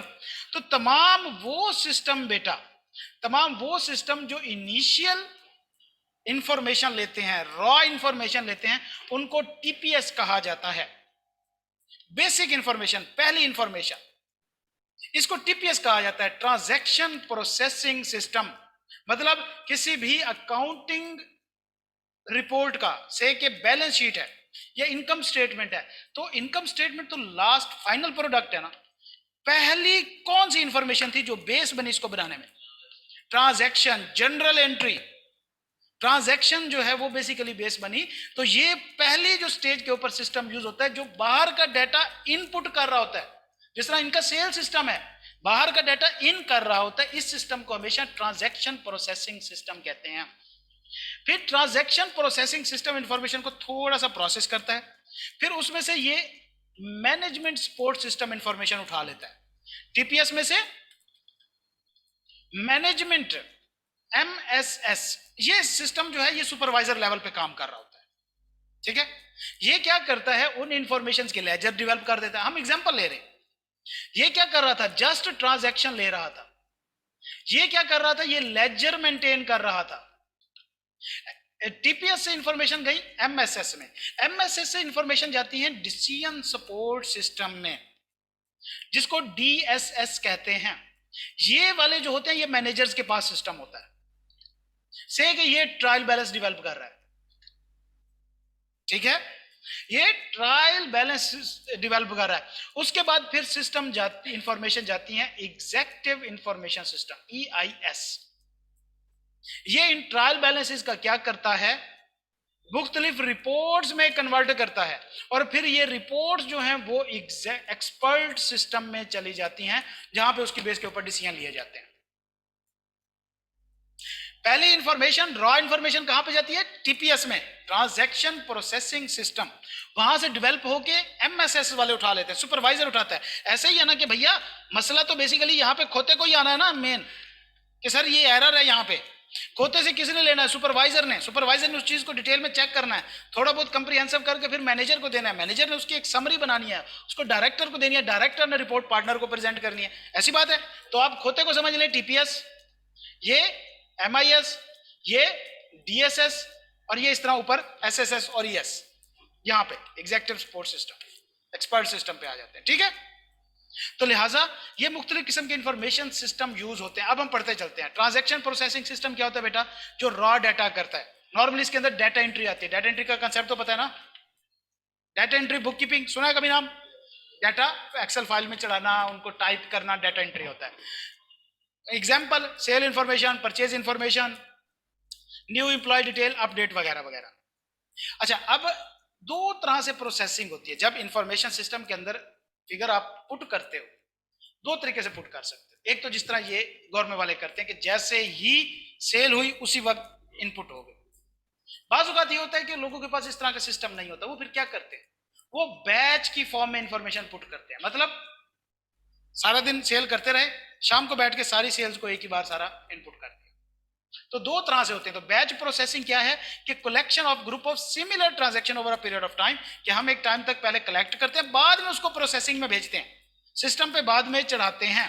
जबकि रियल टाइम प्रोसेसिंग या ऑनलाइन प्रोसेसिंग क्या है कि जिस टाइम काम हो रहा है, ट्रांजैक्शन हो रही है, उसी वक्त ही सिस्टम पे अपडेट कर दो। ऐसी बात है। तो ये जितनी टिकट्स वगैरह होती हैं ये सारी ऑनलाइन प्रोसेसिंग होती है, रियल टाइम प्रोसेसिंग होती है, उसी वक्त हो रही होती है। जबकि हमारे ये जो छोटे मोटे दुकानदार होते हैं जिन्होंने कंप्यूटर रखा होता है, ये सारा दिन काम करते रहते हैं, रजिस्टर पे लिखते रहते हैं, शाम को बैठ के फिर उनको सारों को ऐड कर देते हैं। ठीक हो गया, उसको बैच प्रोसेसिंग कहते हैं। तो बैच प्रोसेसिंग के फायदे क्या है, ईजी है, कोई पावर, लेस पावर चाहिए। क्यों, जस्ट हमें शाम को थोड़ी देर के लिए इंटरनेट चाहिए, जबकि ऑनलाइन के लिए हर टाइम सिस्टम अवेलेबल होना चाहिए। अगर गवर्नमेंट का सिस्टम ऑफ हो जाए वो सेल कर सकते हैं, नहीं कर सकते भाई, मुसलसल चाहिए होगा। डिसएडवांटेजेस क्या है, डिले होती है ट्रांजैक्शन, सारी बात है, रियल टाइम रिव्यू नहीं मिल सकता इसके ऊपर। ऑनलाइन प्रोसेसिंग क्या है कि भाई ऑपरेटर के कंट्रोल में हो, जैसे ही काम हो रहा हो वैसे ही हो रहे होते हैं। एडवांटेजेस क्या है, इंफॉर्मेशन जो है अप टू डेट होती है। इसी तरह increase ability for data to be online. Disadvantages क्या है, ये डिसएडवांटेजेस की हेडिंग है, मिस प्रिंटिंग है, एक्सपेंस बढ़ जाते हैं, हार्डवेयर की कैपेसिटी जो है वो हमें ज़्यादा चाहिए, जारी बात है हमें वो बारकोड स्कैनर भी चाहिए, सारा कुछ चाहिए, हार्डवेयर कंपोनेंट हमें ज़्यादा चाहिए, सारा कुछ होना चाहिए, प्रोसेसिंग सिस्टम भी होना चाहिए। मेमोरी मैटर करती है कि अगर तो वो सेंट्रलाइज्ड प्रोसेसिंग है कि डायरेक्ट सर्वर में ही प्रोसेसिंग होनी है, स्टोर होनी है, तो फिर सिस्टम की मेमोरी मैटर नहीं करती। जैसे न्यूज़पेपर सर बैच है, बिल्कुल बिल्कुल बिल्कुल ठीक कह रहे हैं आप, सारा दिन इंफॉर्मेशन कलेक्ट करते हैं, रात को पूरा बैच बना के दे देते होते हैं, ऐसा ही है। एग्जाम्पल क्या है टीपीएस की, बजटिंग, नॉमिनल लेजर, ये बेटा तमाम वो इन्फॉर्मेशन है बेसिकली जो आपको कुछ आइडिया होंगे अकाउंटिंग में, लेकिन जैसे जैसे आप आगे बढ़ेंगे ये आपको आइडिया होता जाएगा। ये क्वेश्चन के अंदर नॉर्मली नहीं पूछने वाला, ये आपको जब R2 R1 जब कॉस्ट पढ़ेंगे तब आपको अंदाजा होगा ये बजटिंग क्या होती है, नॉमिनल लेजर्स किसको कहते हैं, मैनेजमेंट अकाउंट्स वगैरह के बारे में मैंने आपको बहरहाल कुछ ना कुछ बता दिया है। ह्यूमन रिसोर्स टीपीएस कौन सा होता है, जो एम्प्लॉयज की, ह्यूमंस की डिटेल रख रहा होता है। देखो अकाउंट्स वाले जो टीपीएस होगा वो किसकी डिटेल रखेगा, सेल वाला सेल की रखेगा, अकाउंट्स वाला अकाउंट्स की रखेगा, एचआर वाला वो एम्प्लॉयज की जो अटेंडेंस, एग्जिट, उनकी salary, payroll, bonus, over time, उसकी जो डिटेल रखता है उसको ह्यूमन रिसोर्स टीपीएस कहते हैं। मैनेजमेंट इंफॉर्मेशन सिस्टम दूसरा था, टीपीएस के बाद क्या था, MIS। तो a management information system is computerized database of financial information organized and programmed in such a way that it produce regular report on operation for every level of management in a company। ये हर level के लिए होती है, मतलब अब जारी बात है जो डायरेक्टर की रिपोर्ट है वो सुपरवाइजर तक तो नहीं आ सकती ना, लेकिन सुपरवाइजर की रिपोर्ट तो डायरेक्टर के लिए भी होती है, उसको तो हर कोई एक्सेस कर सकता है, ठीक है। MIS primarily serves the function of planning, controlling and decision making। Management information system is characterized as follows: supports structured decision, ये डिसीजन मेकिंग में हेल्प करता है, report on existing operation, existing operation के ऊपर रिपोर्ट देता है कि कैसे चल रहे हैं। इसके अंदर थोड़ी बहुत एनालिटिकल एनालिटिकल मतलब होता है कंपैरिजन करने की कैपेबिलिटी, इसके अंदर थोड़ी बहुत कंपैरिजन करने की कैपेबिलिटी होती है, ये आपको बता देता है कि पिछले साल से सिस्टम कितना बेहतर हुआ है, कम हुआ है, सेल बढ़ी है या नहीं बढ़ी, कंपैरिजन इंफॉर्मेशन वगैरह मौजूद होती है। ओके, उसके बाद अगला सिस्टम है हमारा DSS, Decision Support System, MIS के ऊपर आता है। A set of related computer program and data required to assist with analysis and decision making। बस इन दो में, MIS में और SSS में, DSSS में इतना फर्क है कि ये डिसीजन मेकिंग में हेल्प करता है, जबकि ये डिसीजन मेकिंग में सपोर्ट करता है, ये डिसीजन खुद देता है बाज़ औक़ात, ये जस्ट सपोर्ट की हद तक होता है, छोटी बहुत होती है, लेकिन ये थोड़ा सा उससे एडवांस लेवल का वर्जन है, ठीक है। Decision support system also serve the management level of organisation, ठीक है, मैनेजमेंट को सर्व करता है। कैरेक्टरिस्टिक्स क्या है, they assist technical level of management, एक होती है ऑपरेशनल लेवल मैनेजमेंट, ये जो डे टू डे वर्क देख रहे होते हैं, टेक्निकल होता है जो शॉर्ट टर्म देख रहे होते हैं, फिर एग्जेक्टिव होता है जो लॉन्ग टर्म इंफॉर्मेशन को देख रहे होते हैं, लॉन्ग टर्म डिसीजन को, तो ये उनको हेल्प करते हैं वगैरह वगैरह वगैरह, बाकी सारा आपने खुद पढ़ लेना, इसके अंदर इंफॉर्मेशन मौजूद है। एग्जेक्टिव सिस्टम इंफॉर्मेशन सिस्टम, ये क्या है, ये टॉप होता है। An executive information similar to a DSS is customized for an individual executive, कि जस्ट एक शख्स की नीड के लिए हम इसको, किसी भी शख्स की नीड के लिए इसको कस्टमाइज करते हैं। मिसाल के तौर पे मैं ऐसा बंदा हूं जो परचेज या पे रोल एक्सपर्ट हूं, मेरे सामने जो सिस्टम पड़ा होगा उसको कस्टमाइज किया होगा कि तमाम जगह से इंफॉर्मेशन लेनी है और उनको पे रोल की जो स्पेसिफिकली है उसके साथ कंपेयर करके मुझे देना है, वो मुझे जस्ट पे रोल दिखा रहा होगा, मुझे अकाउंट रिसीवेबल की इंफॉर्मेशन नहीं होगी। इस तरह गवर्नमेंट में बैठा शख्स उसको सिर्फ सेल की इंफॉर्मेशन होती है और अपनी ही होती है, किसी और के काम की नहीं होती, तो लिहाजा ये कस्टमाइज्ड सिस्टम होता है। बाकी पढ़ना है एक्सपर्ट सिस्टम, बेटा ये तो फिर सारे सिस्टम्स काबू होता है, ये एक्सपर्ट डेटाबेस होता है जिसके अंदर तमाम नॉलेज सारा कुछ मौजूद होता है, ये डिसीजन भी करता है, ये मशवरे भी देता है कि भाई अगले साल बजटिंग इतनी कर लो, अगले साल यहां से कॉस्ट अपनी रिड्यूस करोगे तो प्रॉफिट बढ़ेगा, इन्वायरमेंटल फैक्टर को भी इन कंसिडरेशन लेता है एंड उस हिसाब से फिर आपसे फैसले करवाता है। मेजर कंपोनेंट क्या है, नॉलेज बेस, इसके पास नॉलेज होता है। इसके बाद इंटरफेस रूल्स होते हैं एंड मतलब इसके अंदर हम रूल डिफाइन किए होते हैं हमने, एंड यूजर इंटरफेस भी होता है। यूजर इंटरफेस से क्या मुराद है, ये मेरे सामने यूजर इंटरफेस है, मैं पुट कर सकता हूँ, यूजर जहां पे बैठ के अपनी इंफॉर्मेशन को इनपुट कर सके उसको यूजर इंटरफेस कहा जाता है। अच्छा जी, एक्सपर्ट सिस्टम मोस्ट इफेक्टिव कब होते हैं? जब प्रॉब्लम रीजनेबली वेल डिफाइंड हो, एक्सपर्ट ओपिनियन मौजूद हो, प्रॉब्लम कैन नॉट, जो पुराने तरीकों से प्रॉब्लम सॉल्व ना हो पा रही हो, और इसी तरह प्रॉब्लम डिफिकल्ट हो, इन्वेस्टमेंट कॉस्ट जस्टिफाइड हो, तो फिर एक्सपर्ट सिस्टम जो है वो सबसे इंपॉर्टेंट होता है। नॉर्मली फायदे क्या होते हैं इससे? एक्सपर्ट हेल्प मिल जाती है बगैर एक्सपर्ट की मौजूदगी में, ठीक है। जिस तरह के सिमुलेशंस होते हैं ये, अब आपके साथ वो बैठा तो नहीं है आपका ट्रेनर, लेकिन आपको फिर भी एडवाइस मिल रही है एक्सपर्ट की। इसी तरह फास्ट होता है, एबिलिटी टू चेंज होता है, रिडक्शन इन स्टाफ कास्ट वगैरह वगैरह वगैरह। कुछ डिसएडवांटेजेस हैं, इनिशियल कैपिटल बहुत ज़्यादा चाहिए, एक्सपेंडिचर इसमें बहुत ज़्यादा खर्चा होता है इसको डेवलप करने में, टेक्निकल सपोर्ट रिक्वायर होती है। इसी तरह बाकी भी देख लीजिएगा, सारा इंपॉर्टेंट मतलब नॉर्मल है।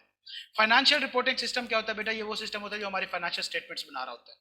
ऑर्डर प्रोसेसिंग सिस्टम क्या होता है? ये हमारे जो कस्टमर हमें ऑर्डर देते हैं या हमने आगे ऑर्डर देने होते हैं वेंडर्स को परचेज के लिए, ये उनकी प्रोसेसिंग में हेल्प कर रहा होता है। इन्वेंट्री कंट्रोल सिस्टम क्या होता है? जो हमारी इन्वेंट्री को कंट्रोल कर रहा होता है, कितनी आई, कितनी गई, कितने पड़े हैं, कौन सी इन्वेंट्री को कितना टाइम हो चुका है, कौन सी इन्वेंट्री एब्सोल्यूट हो गई है, कौन सी इन्वेंट्री एक्सपायर हो गई है, कौन सी नियर टू एक्सपायरी है, कितनी इन्वेंट्री की कॉस्ट हमने रखनी है, कौन सी हमने रिड्यूस करनी है, इस साल हमारे कितना इन रहा, कितना आउट रहा, बफर स्टॉक कितना है, ये सारी इंफॉर्मेशन जो मेंटेन कर रहा होता है वो बेसिकली इन्वेंट्री कंट्रोल सिस्टम क्या उसको कहा जाता है। पर्सनल सिस्टम, पर्सनल सिस्टम वो ये सिस्टम होता है बेटा जो एचआर का सिस्टम होता है, जो लोगों के बारे में, इंसानों के बारे में खबर रखता है। क्या होता है? Recruitment, selection, staff development and appraisal इसका काम है। क्या ये पढ़ चुके हम एचआर में जब हमने इंसानियत सिखाई थी? पर्सनल मैनेजमेंट एंड कंट्रोल बेटा ये बहुत ही सिंपल है, अकाउंट, हॉलीडे वगैरह, अनऑथराइज्ड एब्सेंस, टाइम ऑफ, ये टेबल बेटा ये इसका काम है ना, पर्सनल मैनेजमेंट सिस्टम और उसकी कंट्रोल, वो क्या कुछ काम कर रहा होता है। ट्रेनिंग रिकॉर्ड रखना, ट्रेनिंग प्लान रखना, लोगों को क्वालिफिकेशन रखना, अमाउंट ऑफ हॉलीडे वगैरह। यार अब ये भी नहीं पता तुम लोगों को कि एक एचआर सिस्टम में क्या कुछ है कि एम्प्लॉय की इन्फॉर्मेशन मौजूद होनी चाहिए, बस ये वही चीज है, इतना नहीं खपते होते। इंटरप्राइज रिसोर्स प्लानिंग बेटा, इंटरप्राइज रिसोर्स प्लानिंग ईआरपी, ये वो सिस्टम है जिसका आप बहुत सुनेंगे आगे चल के। और मेरे जितने तमाम स्टूडेंट्स बैठे हैं बेटा, कोशिश कीजिएगा उस फॉर्म में जाइएगा जिसमें ईआरपी सिस्टम मौजूद हो, और कोशिश कीजिएगा कि अपने आर्टिकल को कुछ ना कुछ टाइम ईआरपी में जरूर लगाइएगा, मस्ट लगाइएगा। बहुत स्कोप है, बेतहाशा स्कोप है। बस मेरी इतनी सी एडवाइस जो है वो जहन में रखें, ठीक है। ये क्या होता है बेटा? ये इंटीग्रेटेड होता है। मिसाल के तौर पे हमने पीछे कितने सिस्टम देखे, हमने टीपीएस, एमआईएस, आईएसएस, फिर टीपीएस में भी हमने अकाउंट्स पेएबल अकाउंट, उन सब को इंटीग्रेट करके अगर एक सिस्टम की फॉर्म दे दी जाए कि एक ही सिस्टम पे बैठ के आप देखो, अकाउंट्स पेएबल वालों के पास जो बंदा बैठा होगा, जो सिस्टम होगा, उनको अकाउंट रिसीवेबल की इंफॉर्मेशन नहीं होगी, सेल वालों को, परचेज वालों की इंफॉर्मेशन नहीं होगी। लेकिन अगर एक ऐसा सिस्टम बना दीजिए जिसपे बैठ के उन सब की इंफॉर्मेशन एक ही बंदा देख ले, उसको ईआरपी कहते हैं। जैसे कि सैप होता है, सैप और एकल, ये बड़े लेवल के सॉफ्टवेयर हैं। हम क्विक बुक की ट्रेनिंग के बाद फिर हम इंशाल्लाह सैप पे शिफ्ट करते हैं बच्चों को, ठीक है बेटा। तो ये नॉर्मली क्या कहते हैं, उस काम आता है जब हम इंटीग्रेट कर देते हैं मुख्तलिफ किस्म के इंफॉर्मेशन सिस्टम को एक ही सिस्टम के अंदर, तो फिर हम उसको ईआरपी कहा जाता है। Production business resources ERP system track business resources such as cash, raw material, production, personal commitments वगैरह। लेवल ऑफ इंफॉर्मेशन सिस्टम मैंने आपको बताया। ऑपरेशनल लेवल वाला सिस्टम कौन सा होता है? जो बेसिक लेवल पे जो डे टू डे मैटर्स की इंफॉर्मेशन हमें प्रोवाइड कर रहा होता है। मिडिल लेवल जो हमारी मिडिल लेवल मैनेजमेंट को सपोर्ट कर रहा होता है। सीनियर लेवल जो हमारी एग्जीक्यूटिव लेवल मैनेजमेंट को सपोर्ट करता है। स्ट्रेटेजिक इंफॉर्मेशन ये वो इंफॉर्मेशन सिस्टम होता है जो बेटा हमारे high and executive support system होते हैं, जहाँ पे senior manager, board of director बैठे होते हैं, उनको इंफॉर्मेशन प्रोवाइड कर रहा होता है। टेक्निकल इंफॉर्मेशन कौन सी होती है बेटा? टेक्निकल इंफॉर्मेशन क्या है? Assist in making short term technical decision, daily basis के जो डिसीजन होते हैं, टैक्टिक्स जिसको हम कहते हैं, ये उसके काम आता है, ये वो काम कर रहा होता है। Establishing fee to court partners वगैरह सब पढ़ने वाली चीजें हैं। Operation information relate to day activities of an organisation, daily sale report, कुछ भी नहीं है। इंफॉर्मेशन सिस्टम का यूज क्या है? प्लानिंग में यूज करते हैं। जब हमने प्लान करना हो तो हमें जारी बात इंफॉर्मेशन चाहिए होती है कि हमारी सेल कितनी रही, परचेज कितनी रही, हम प्लानिंग में यूज करते हैं। कंट्रोलिंग में जब हमने रिसोर्सेज वगैरह कंट्रोल करने हो, हम क्या करते हैं? ये कैमराज वगैरह किस लिए लगे हुए हैं? कंट्रोल में, ये नहीं तो है ना, यहाँ पे ये कैमरा लगा हुआ, ये चलता है, ख्याल किया करो, चलता है, हाँ हाँ चलता है। रिकॉर्डिंग ट्रांजैक्शन, ट्रांजैक्शन रिकॉर्ड करना इसका काम है। परफॉर्मेंस मेजरमेंट, कंपनी की परफॉर्मेंस वगैरह मेजर करने के लिए यूज होता है, एंड डिसीजन मेकिंग में ये हेल्प करता है। तो ये था बेटा आईटी वाला हमारा टॉपिक। नॉर्मली इसका वेटेज 15 नंबर का हुआ करता था, अब इसको कितने नंबर का कर दिया भाई? नहीं, वो इसके अंदर शामिल है, 8 से 10 नंबर का होगा ये। तो लिहाजा बेटा इस चैप्टर के अंदर इंपॉर्टेंट क्या है? तमाम इंफॉर्मेशन सिस्टम बहुत इंपॉर्टेंट है, बहुत ही इंपॉर्टेंट है, ठीक है ना। छोटा सा है, कॉमन है, पढ़ने वाला है। ये बेसिकली है तो ये चैप्टर वो वाला ना जो राइटिंग में आपसे पूछा जाता था, ये थ्योरेटिकली लिखवाया जाता था, लेकिन अब एमसीक्यूज आए तो उन्होंने धक्के से इसमें शामिल कर दिए थे, इसमें से एमसीक्यूज भी बन जाएंगे।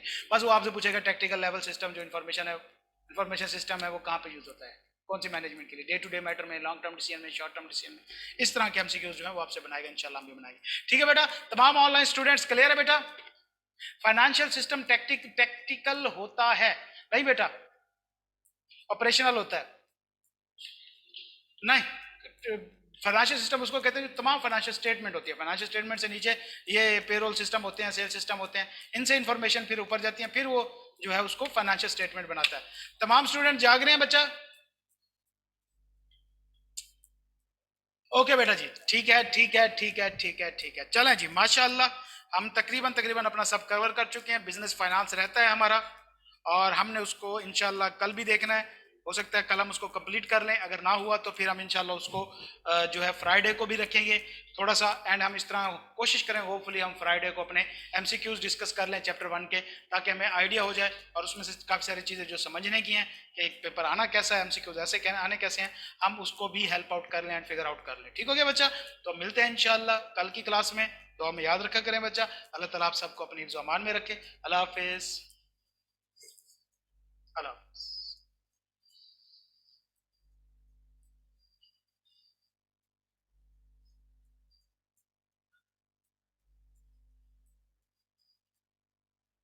ओके, अब मैं नजर आया हूँ खुद को। चले जी माशाल्लाह, देखें 23 मार्च वाले दिन भी जनाब एफर्ट्स हो रही हैं, अगर किसी का पेपर पास ना हुआ ना, मेरी अब बद दुआ माने ना, दुआ तो पता नहीं बद दुआ एक टिक्के में घर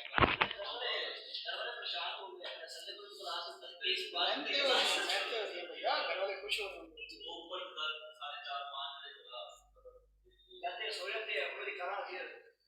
चले, चल, अल्लाह हाफिज़।